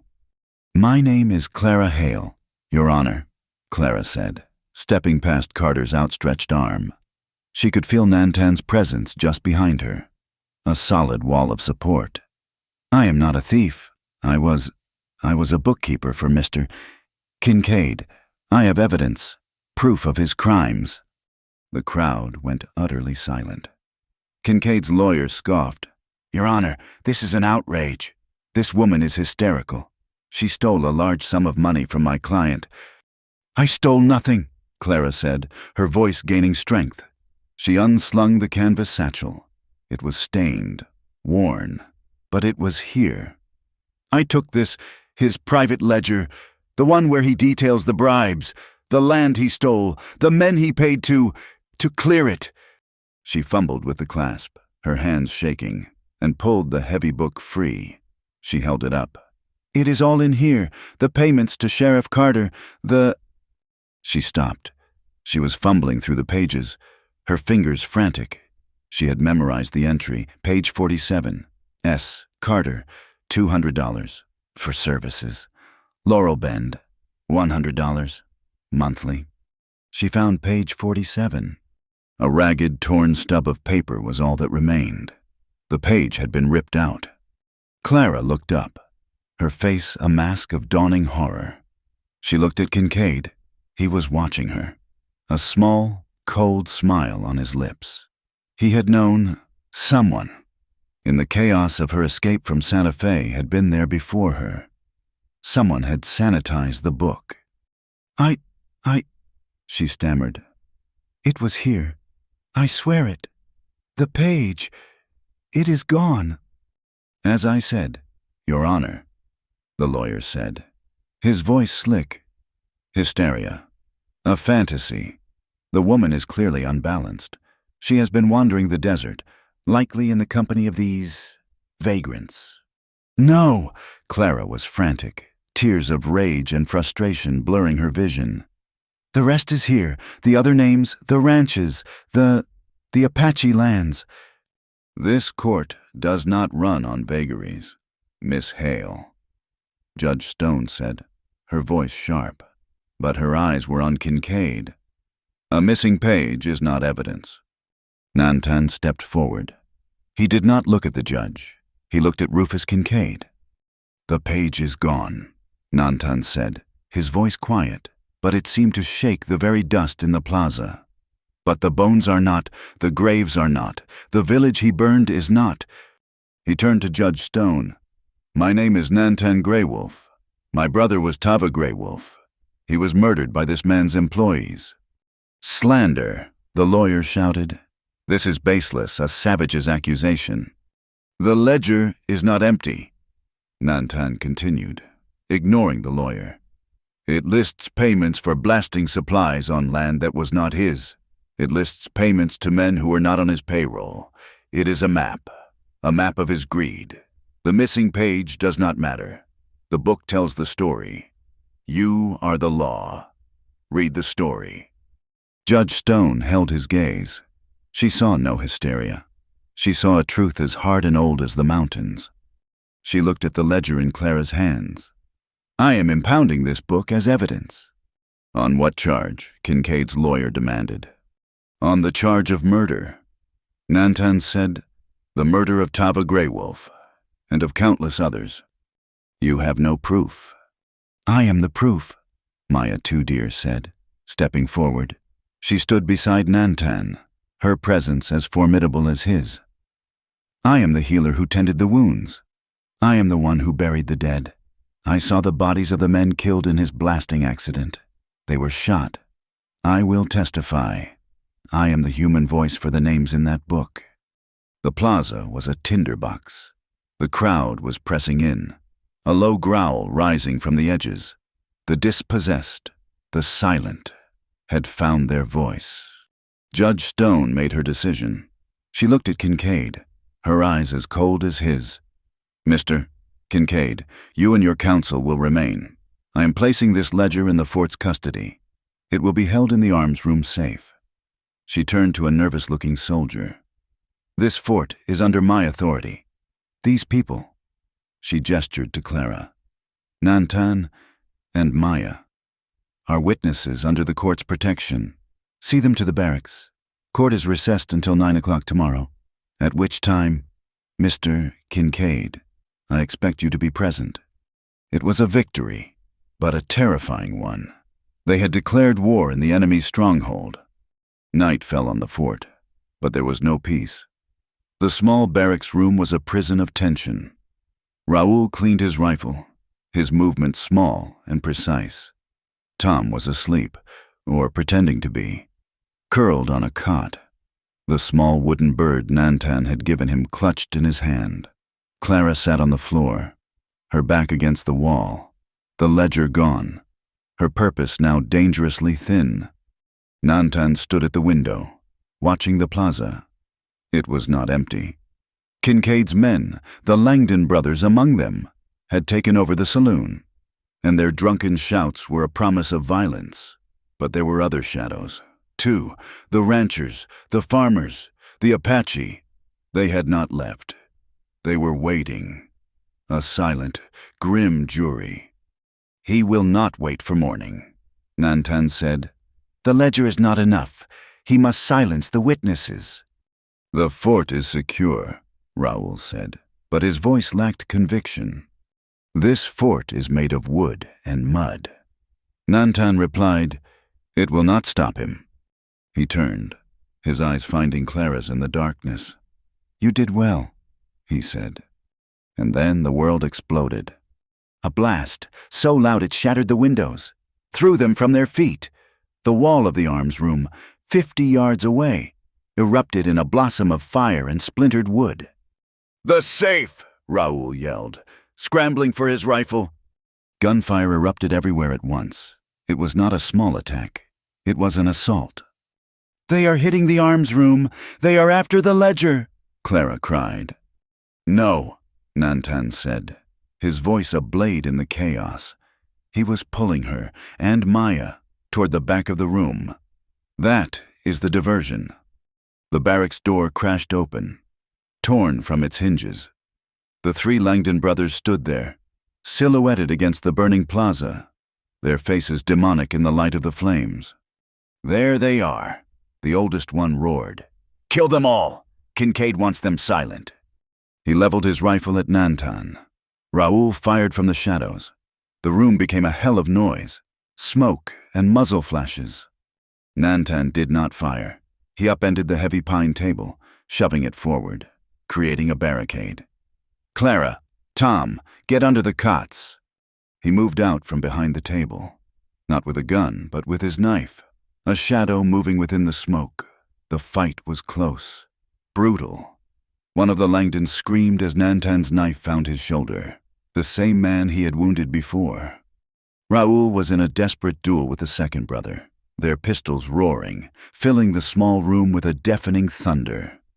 Clara, her heart a cold stone of terror, did not hide. She saw Jamie Langdon, the youngest, the most nervous, his eyes wide with bloodlust. He was ignoring the fight, his pistol up, aiming past the table, aiming at Tom, who was frozen in terror on his cot. "No!" Clara screamed. She threw herself, not at Jamie, but at Tom, her body covering his, her back to the gunman. Jamie grinned. He had her. A shot, not from Raoul, not from Jamie. Maya Two Deer stood in the doorway, her arm outstretched, a small, silver-chased pistol in her hand. Her face was calm, implacable.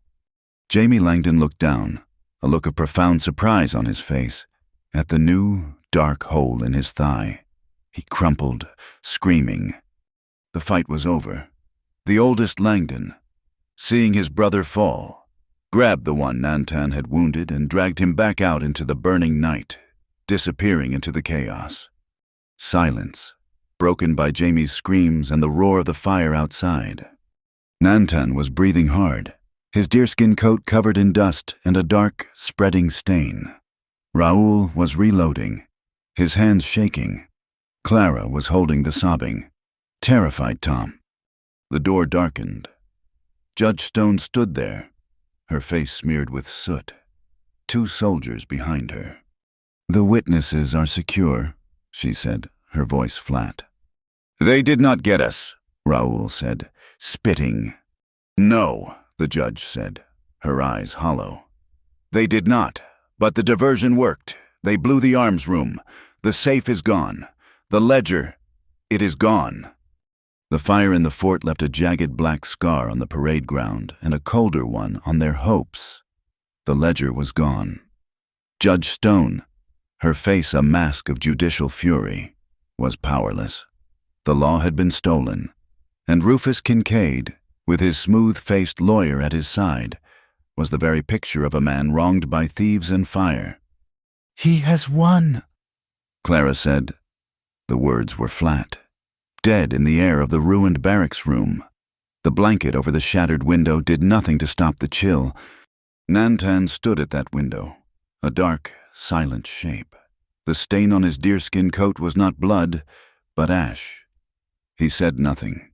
He had lost his brother to Kincaid's greed. Now, it seemed, he had lost justice, too. Maya Two Deer entered, her face grim. She had been with the prisoner. "Jamie Langdon, his leg is poison. The bullet must come out, or he will die. The judge has ordered me to tend him." Raoul spat. "Let him rot. He is a child killer." "He is a witness," Maya said, her voice sharp. "A man who fears death may trade words for life." She looked at Tom, who was huddled on his cot, his face still pale from the night's terror. "You, little bird, you will come. I need a boy with quick hands to hold the water basin. Be useful." Tom, who adored Maya, nodded, glad to be of service. To escape the tension in the room, he followed her out into the harsh, smoky daylight of the fort. Nantan watched them go, a flicker of unease in his eyes. He did not like the boy being out, not with the fort crawling with Kincaid's hired men, who now moved with the swagger of a winning side. They were gone less than an hour. Maya returned, alone. Her hand was pressed to her temple, and when she moved it, a new, dark bruise was forming. Her face, usually so calm, was a mask of uncomprehending terror. "They have him," she whispered. Raoul was on his feet, his rifle in his hand. "Who?" "Tom," her voice broke. "They have taken Tom." She was holding a piece of greasy, crumpled paper. "We were at the well, the last 2 Langdons, the one with the beard, and the wounded one. They came from nowhere. They struck me." She stumbled, and Nantan was there, his hand on her arm, steadying her. "They left this, they took him." Nantan took the paper from her trembling hand. His own was rock steady. He did not need to read it. He knew.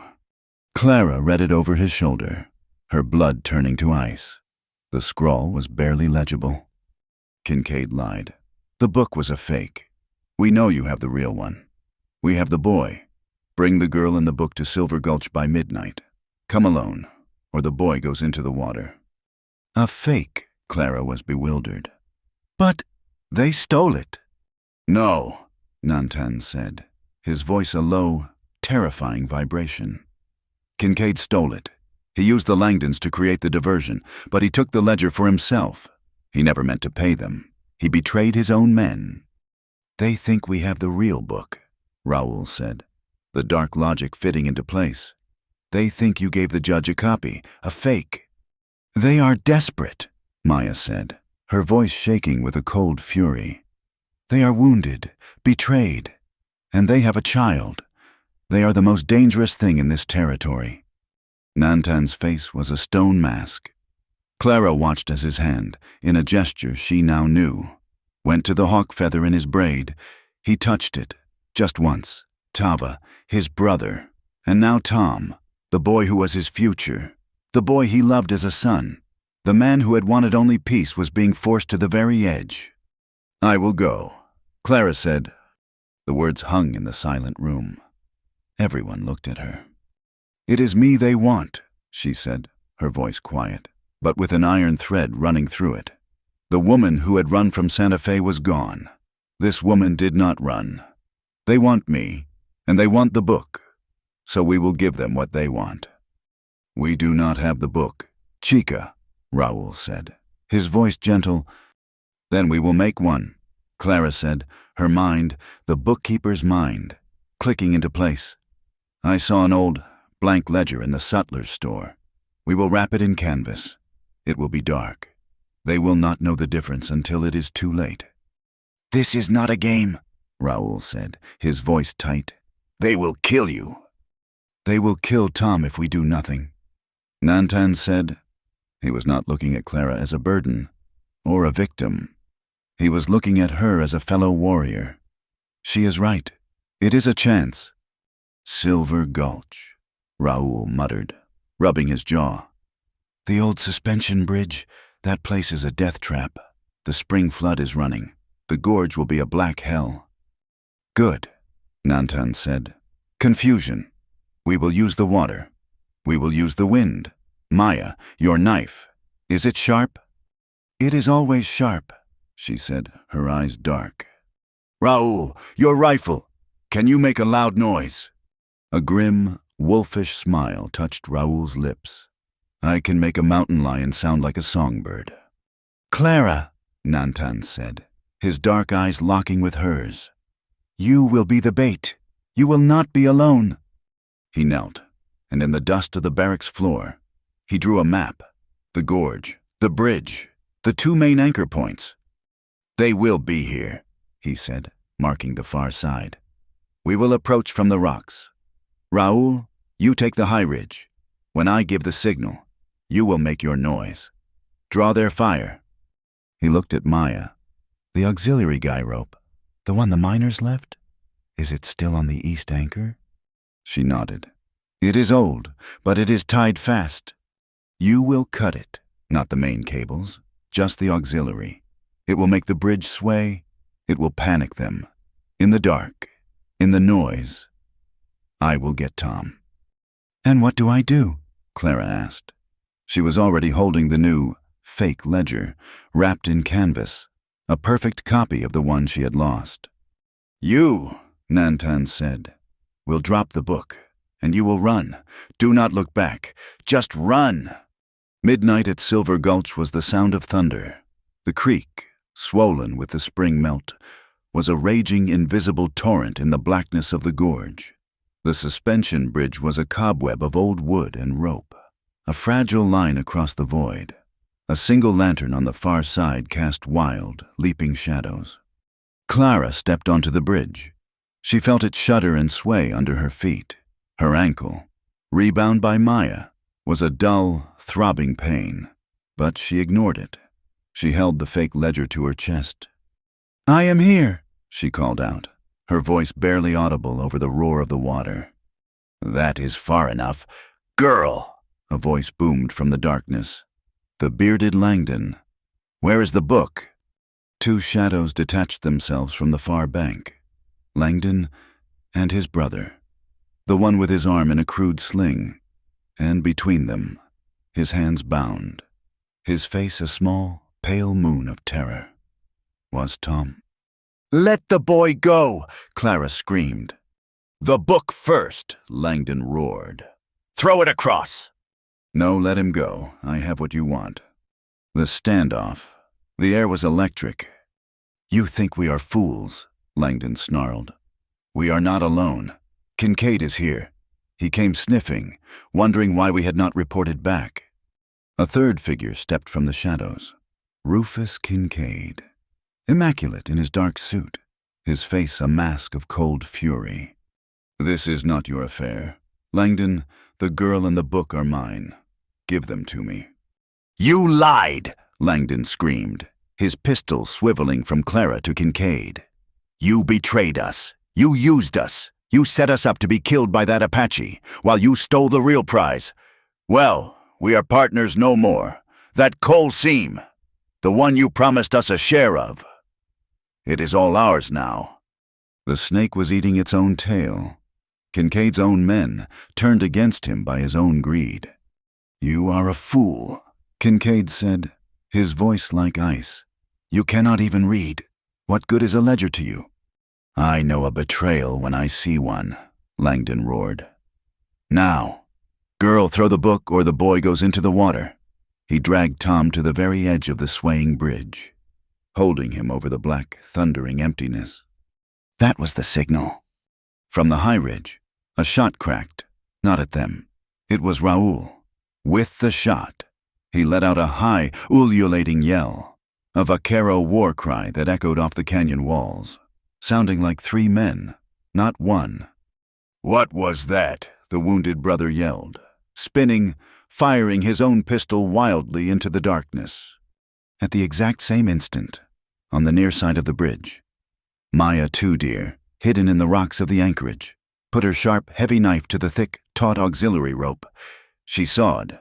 Once. Twice. The old hemp fibers snapped with a groan like a dying animal. The bridge did not fall. It lurched. It dropped a foot on one side, swinging in a sickening, violent arc. A wooden snake gone mad. Everyone screamed. Langdon's lantern flew from his hand, shattering, plunging the bridge into all but total darkness. Kincaid cried out, falling to his knees, clinging to the ropes. The wounded brother fired in a panic, the bullet whining into the sky. Clara did exactly as she was told. She dropped the fake ledger, and it fell, unnoticed, into the black, roaring water. In that one blind second of pure chaos, a shadow detached itself from the underside of the bridge, where he had been clinging for the past hour. Nantan Greywolf. He moved, not like a man, but like a cougar, hand over hand on the main support rope. He was on the bridge. His knife flashed, cutting the ropes on Tom's hands. "Raoul!" he roared, a signal. He grabbed Tom, wrapping his body around the boy, and dove. He did not hesitate. He launched himself from the broken bridge, a solid, protective shape, and vanished into the black, churning torrent below. Clara saw it. She saw him jump. She saw him sacrifice himself. "Nantan!" she screamed, her voice a raw, broken thing, lost in the thunder. On the bridge, the scene was a nightmare. "He is gone! They are gone!" the bearded Langdon roared, peering uselessly into the water. He turned, his face a mask of pure, demonic fury. He had lost the book. He had lost the boy. He had been betrayed, but he had vengeance. He saw Kincaid on his knees, clinging to the rope. He saw Clara, frozen, clinging to the far side. He raised his rifle, aiming it straight at Rufus Kincaid. "You!" he screamed. "This is your fault!" A shot cracked, a small, sharp sound. It did not come from Langdon.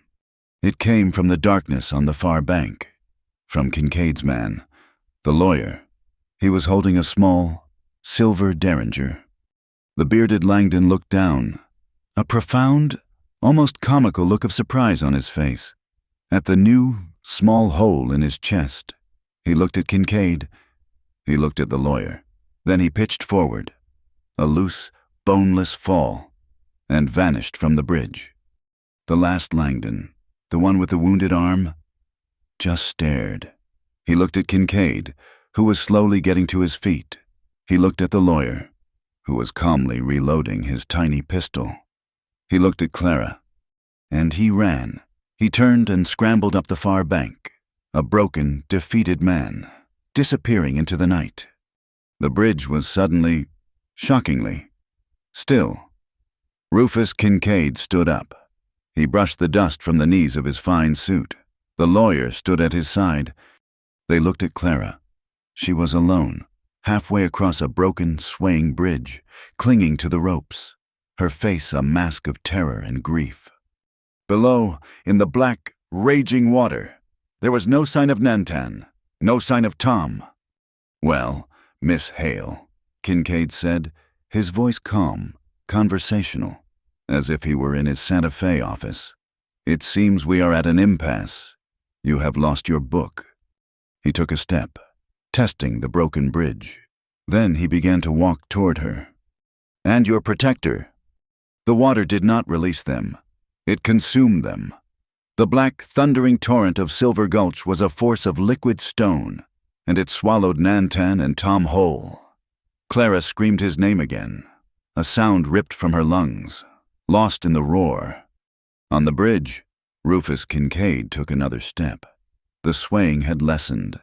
He was calm, his face a mask of cold victory in the moonlight. His lawyer stood behind him, the small derringer still smoking. "A pity," Kincaid said, his voice a smooth counterpoint to the raging water. He was impressive, but this is where loyalty to lost causes will get you. Miss Hale, now, be a sensible woman. Your story is over. Come with me. He extended his hand. "No." The voice was not Clara's. It was Raul Ortega's, from the darkness of the near bank. A rifle shot cracked. The bullet did not hit Kincaid. It pulverized the wooden plank at his feet, sending a spray of splinters into his face. Kincaid cursed, stumbling back. The lawyer fired his derringer wildly into the darkness. "That is close enough, Diablo," Raul roared. "Another step, and the next one takes your heart." Kincaid's lawyer grabbed his arm. "Sir, it is not worth it. We have the ledger. The witnesses are dead. She is nothing. Let the sheriff clean this up." Kincaid stared at Clara. His eyes narrowed. He was a man who hated loose ends, but he was also a man who valued his own life. He gave a curt nod. "Find them," he snarled to his lawyer, a command for others to do the work. He turned and walked, not ran, from the bridge, a man leaving a business meeting. Clara was left, a statue of grief, clinging to the broken ropes. "Clara!" It was Maya's voice, from right beside her. "We must go. We must find them." Maya and Raul helped her back to solid ground. The grief was a physical weight, heavier than the satchel had ever been. "He is gone," she whispered, the words choking her. "Nantan Grey Wolf does not die so easily," Raul said, his voice a low growl, but she could hear the fear in it. "He is a badger. He knows the water. Downstream quickly." They scrambled down the steep embankment, a desperate, sliding run. They searched the bank, their eyes straining in the dark. For a half-mile, there was nothing but the black, angry water. Then Maya saw it, a tangle of something caught in the roots of a half-submerged cottonwood, just beyond a gravel bar. It was dark, and it was moving. It was the deerskin coat. They waded into the freezing, waist-deep water.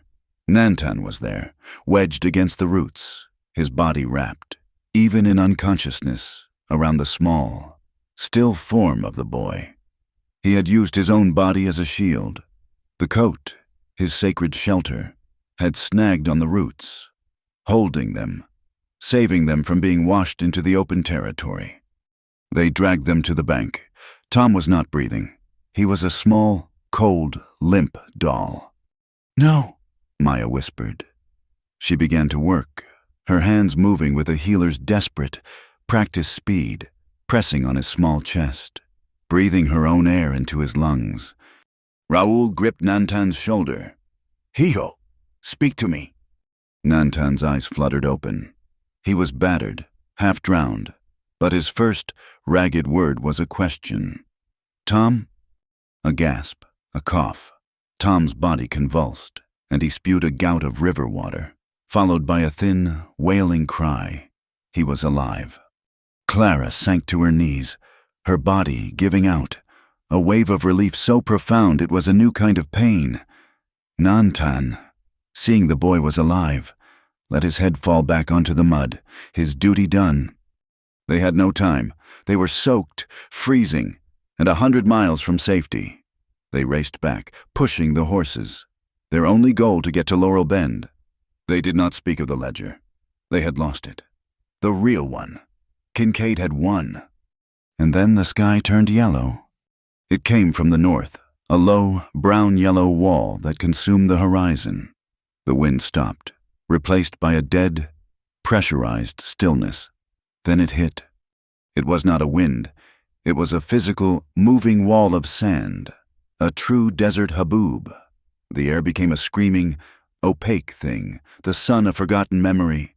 Visibility dropped to 0.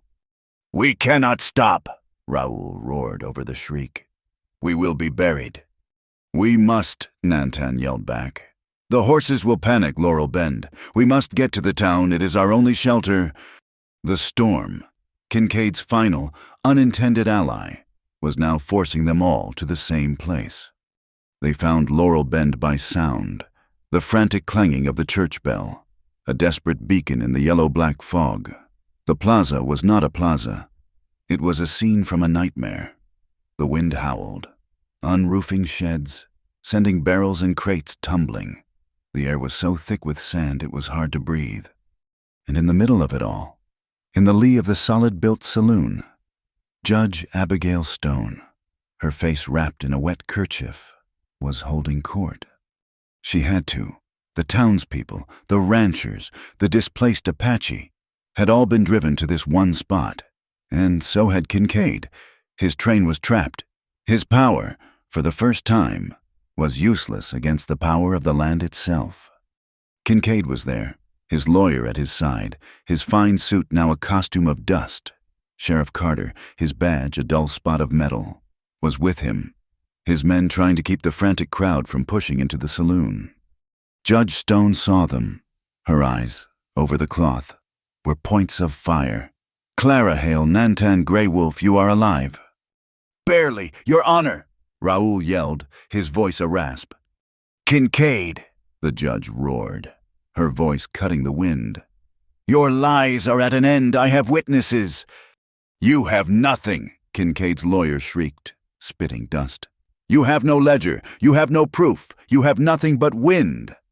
"I have my voice," Clara Hale screamed, and she stepped forward, Nantan at her side. The wind tore at her, ripping her hair, but she stood firm. "And I will be heard. I was his bookkeeper. I saw the name of the rancher he bankrupted. I saw the payments for blasting supplies that murdered Tava Grey Wolf. I saw the name. I saw the name of Sheriff Carter, and the $200 he was paid to look the other way." "Lies," Carter bellowed, his hand on his gun. "Slander, prove it." "I do not have the book," Clara said, her voice breaking. "He stole it." "Then you have nothing," the lawyer said, a smug grin under his mask of dust. "No." The voice was small, thin. It was Tom. He had been huddled inside Nantan's tattered coat, a place of safety. Now, he stepped out. He was just a small, drowned-looking boy. He looked at Clara, at Nantan, and then his face set with a terrible adult resolve. He looked at Sheriff Carter. "I have this," Tom said. He reached inside his own worn, still damp hat. From the lining, he pulled a single, folded, water-stained piece of paper. He held it up. It flapped in the wind like a wounded bird. Clara saw it. Page 47. The neat column. S. Carter, $200. I saw him," Tom said, his voice gaining strength, pointing at Carter. "At the fort. When you were talking to the judge. He was in your bag. He dropped this. I picked it up. I did not know what it was. I just hid it." Carter's face went white. It was the page, the one he had ripped out, the one that tied him directly to Kincaid.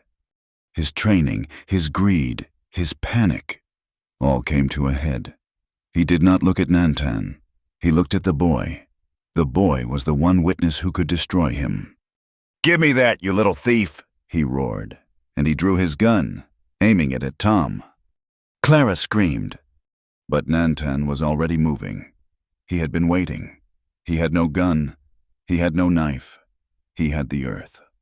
As Carter's arm came up, Nantan dropped, scooping up 2 handfuls of the thick, swirling sand and dust. In one fluid motion, he came up and threw it, a blinding cloud, straight into Carter's face. Carter screamed, his eyes filled with grit, and he fired. The shot went wild, into the screaming yellow sky. He was blind, clawing at his face. Nantan was on him. He did not strike. He moved inside the sheriff's blind guard, his hands finding the gun wrist. There was a single, hard, twisting movement, a sound, like a thick branch snapping. Cut through the wind. Carter howled, a new, high-pitched sound of pure agony, as his pistol clattered to the ground, his wrist broken. It was over. The last Langdon brother, the wounded one, who had been in the custody of Carter's men, tried to make a break for it. But the crowd, the townspeople, the farmers, they were not a crowd anymore. They were a single, angry body. They surged forward, surrounding him, swallowing him up. They surrounded Kincaid's lawyer. And then they surrounded Rufus Kincaid. They did not touch him. They just stood, a silent, dusty wall, between him and any escape. Judge Abigail Stone, her face a mask of terrible, righteous fury, stepped forward. She took the water-stained, crumpled page from Tom's hand. She held it up for all to see. "Rufus Kincaid, Sheriff Carter," her voice boomed, amplified by the wind. "By the authority of the 3rd District Circuit Court, I find you in contempt, and I hereby issue this warrant for your arrest on the charges of conspiracy, bribery, theft, and the murders of Tava Greywolf and countless others." She pointed at Kincaid. "Seize this man," as the 2 soldiers, their own faces grim, stepped forward to lock irons on Kincaid's soft, banker's wrists. A new sound joined the wind. It was the church bell, a deep, clangorous bong. Bong! Bong! Someone, Raoul or a rancher, was pulling the rope, ringing it in the middle of the storm. A sound of judgment, a sound of justice, a sound of pure, unadulterated victory, ringing out over the drowned-out world. The storm, like a biblical judgment, had passed. It left behind a world scoured clean, baptized in grit.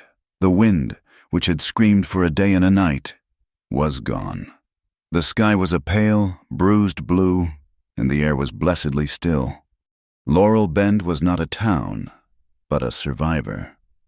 The plaza was a landscape of new, strange dunes, piled against the saloon and the shattered remnants of the general store.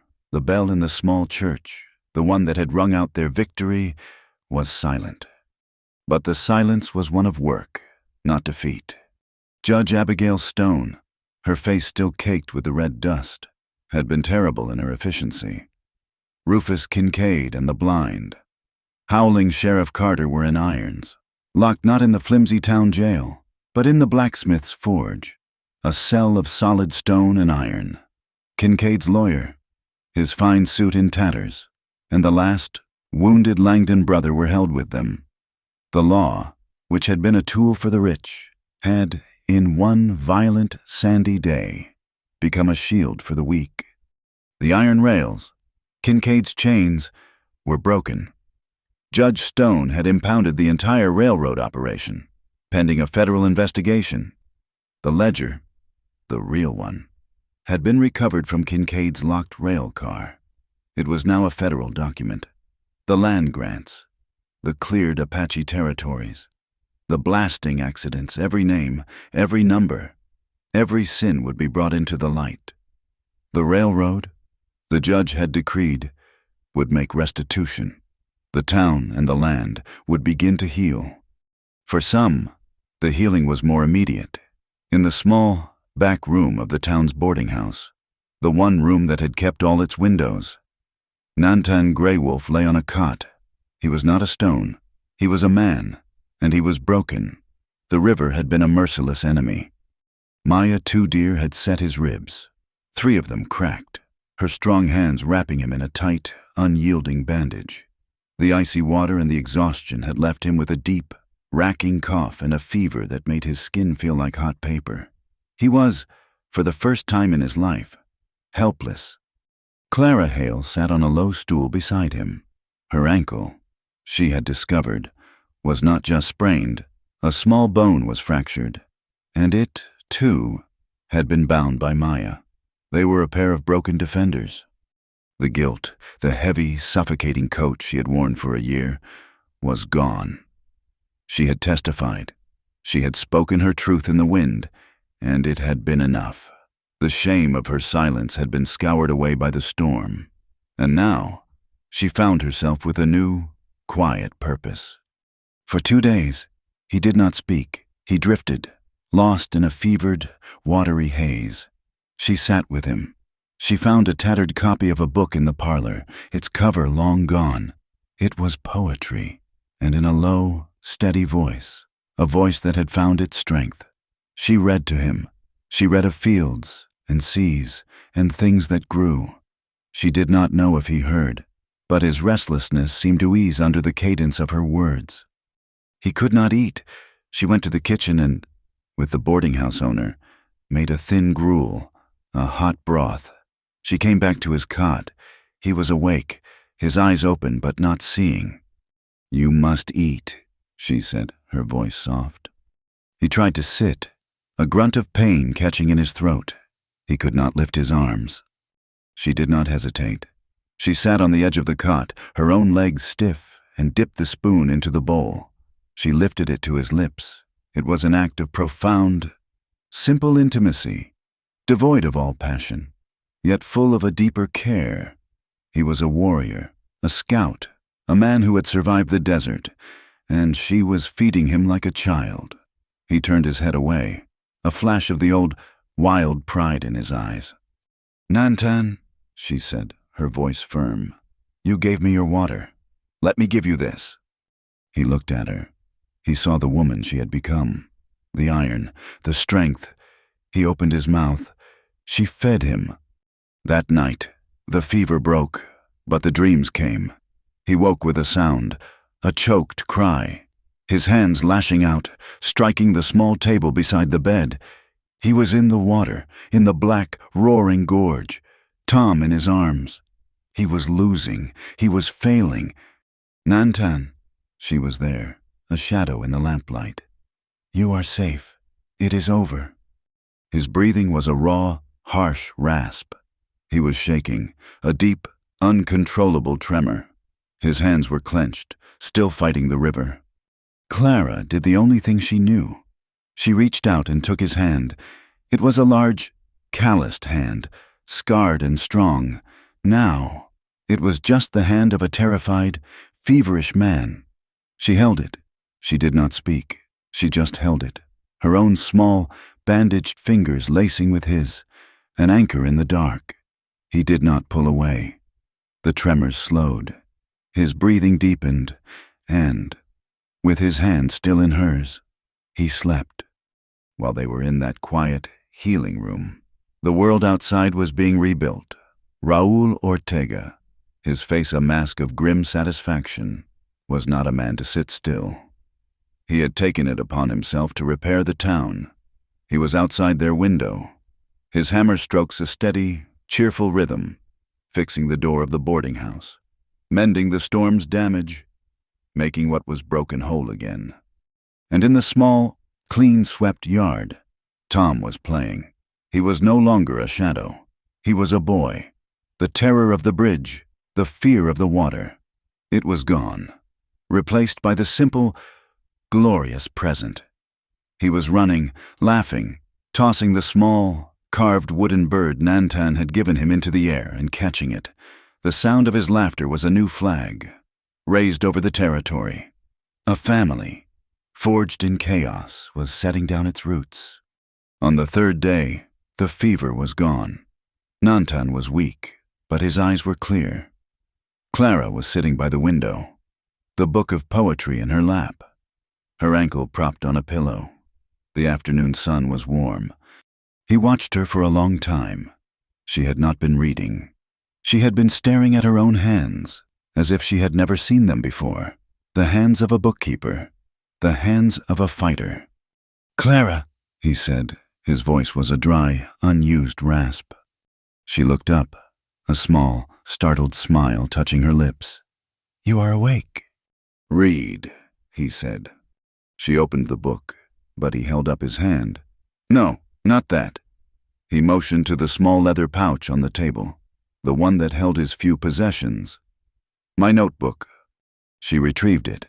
It was a small, worn, leather-bound book, almost a twin to the lost ledger, but holding a different kind of account. He took it, his fingers slow, and opened it. There, on the first page, was the small, purple wildflower. It was pressed, its color faded, but it was still a defiant, beautiful thing, the hope she had left in the ruin.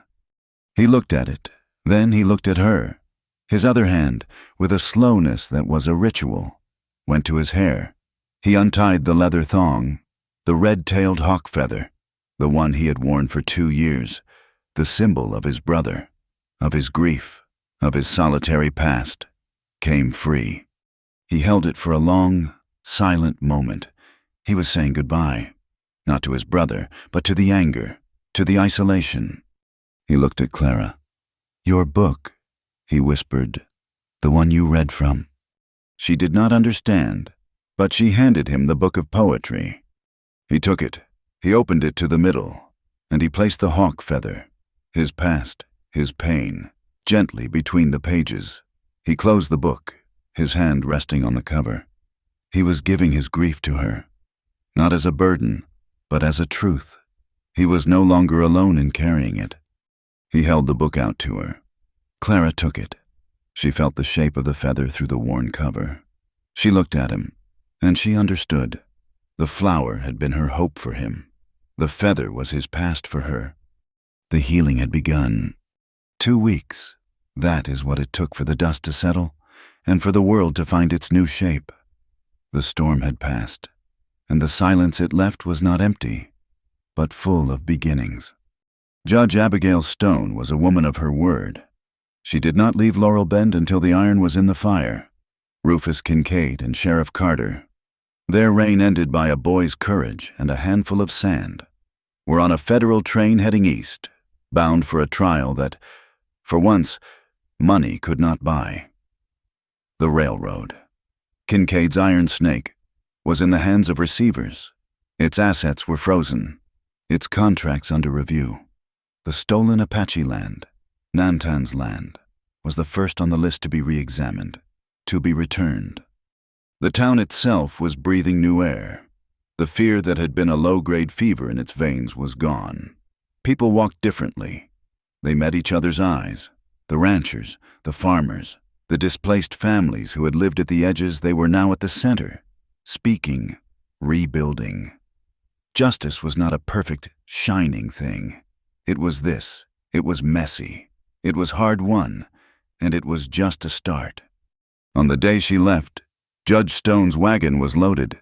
She looked over the mended plaza, her face worn, but a small, grim smile on her lips. She saw Raul Ortega, his hammer ringing as he fixed the roof of the general store, his laughter booming. She saw Maya Two Deer, not at the edge of town, but in the center, a line of mothers, Anglo and Mexican, waiting to have her look at their children.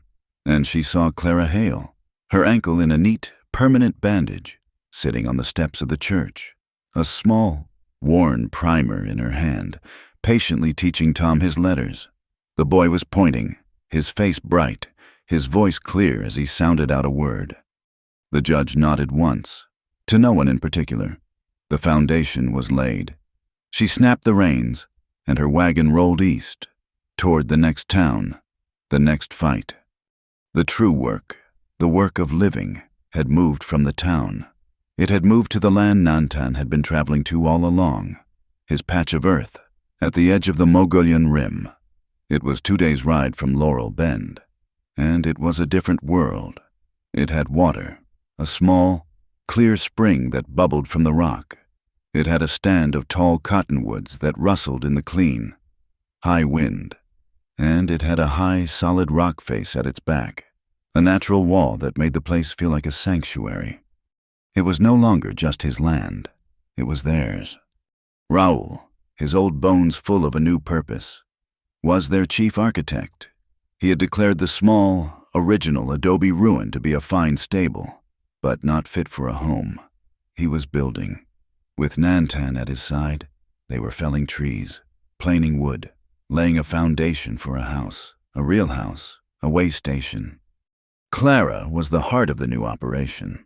Her office was a sturdy pine table, set under the shade of the largest cottonwood. Her ankle was a constant, dull ache, a reminder of the journey. But she walked on it now. She walked with purpose.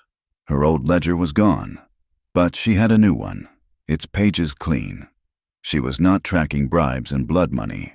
She was tracking bushels of corn, yards of cloth, pounds of salt. She was writing the accounts for a new trading post, a way station for travelers, a place where a bargain would be fair and the water would be free. Tom was everywhere, a small, vibrant engine of pure joy. He was no longer the silent, watchful shadow. He was a boy. He explored the rocks, his pockets full of treasures, a bright stone, a strange bug, the carved wooden bird. He was their future, a living, breathing promise. One afternoon, the sun was hot and the dry air was still. Nantan was working, planing a long, smooth beam, his muscles moving with a familiar, easy rhythm. The cracks in his ribs were mended. The deep cough from the river was gone. He was whole. Clara was at her table, her head bent, her pen scratching, a small frown of concentration on her face. The stool she sat on was hard, and he saw her shift, her hand going to her stiff ankle. He stopped his work. He went to his pack and took out a large piece of cured deerskin, thick and soft. He folded it, once, twice. He walked to the spring, filling a new, freshly carved wooden cup with cool water. He went to her table. She looked up, her thoughts still on figures. He said nothing. He slid the folded soft deerskin onto the hard stool, a perfect cushion. He set the cup of water beside her hand, just close enough. Clara's frown melted. Her hand, the bookkeeper's hand, stopped its work. She looked at the cushion. She looked at the water. She looked up at him. His face was calm, his eyes clear and deep. A slow smile, a real one, a smile of pure, quiet understanding. Lit her face. He nodded, just once, and he went back to his work. It was their language, the language of action, of care, of knowing what was needed without a word. Later, as the sun began to fall, the work stopped. Maya Two Deer had ridden up from the valley, her saddlebags full of herbs. She was their healer, their partner. She would have her clinic here. The five of them, this strange, forged family, walked to the edge of the property where the land fell away, overlooking a vast, shallow valley that was currently covered in a wild, explosive carpet of purple and yellow wildflowers. The setting sun turned the sky to a canvas of fire, all oranges and deep, bruised reds. They stood in silence, watching the day end. Clara stood beside Nantan, not touching, but close. The air was cool, the wind soft. She thought of the train, the dust, the fear. It seemed a lifetime ago. "The first day I met you," she said, her voice quiet, not much more than a breath. "On that train, I only asked to shelter under your coat. I was just trying to hide." She turned, looking at his profile, the strong, scarred line of his jaw against the brilliant sky. "Now," she said, her voice steady, full of a truth she had earned. "I want to stand beside you, through all the sun and all the rain." Nantan Grey Wolf turned his head. He looked at her. He saw the woman who had faced gunmen, who had crossed a desert, who had spoken truth to power in the middle of a storm. He saw the woman who had fed him when he was weak, who had held his hand in the dark. He did not speak. His words were few, and they were hard-won. Instead, he reached out and took her hand. He laced his strong, calloused fingers with hers. He squeezed. Just once. It was a vow. It was an answer. It was a home. He looked out at the land, at the half-built walls of their new house. "A way station," he said, his voice a low, sure rumble. "A place of shelter for anyone who needs it." "A school," Clara said, squeezing his hand back. "And a clinic. A place to heal." "A good place," Raoul said, putting his hands on Tom's small shoulders. The desert was still harsh, a land of edges, of heat and of cold. But right there, by the wooden fence, freedom had chosen a home. Thank you for listening to this story. If you enjoyed this journey, let us know in the comments where you are listening from. We would love to connect and share our thoughts. Please subscribe to our channel, Wild West Tales, and give this video a like. And if you want to help this story be heard by more people, please support us by hitting that hype button. It means the world to us.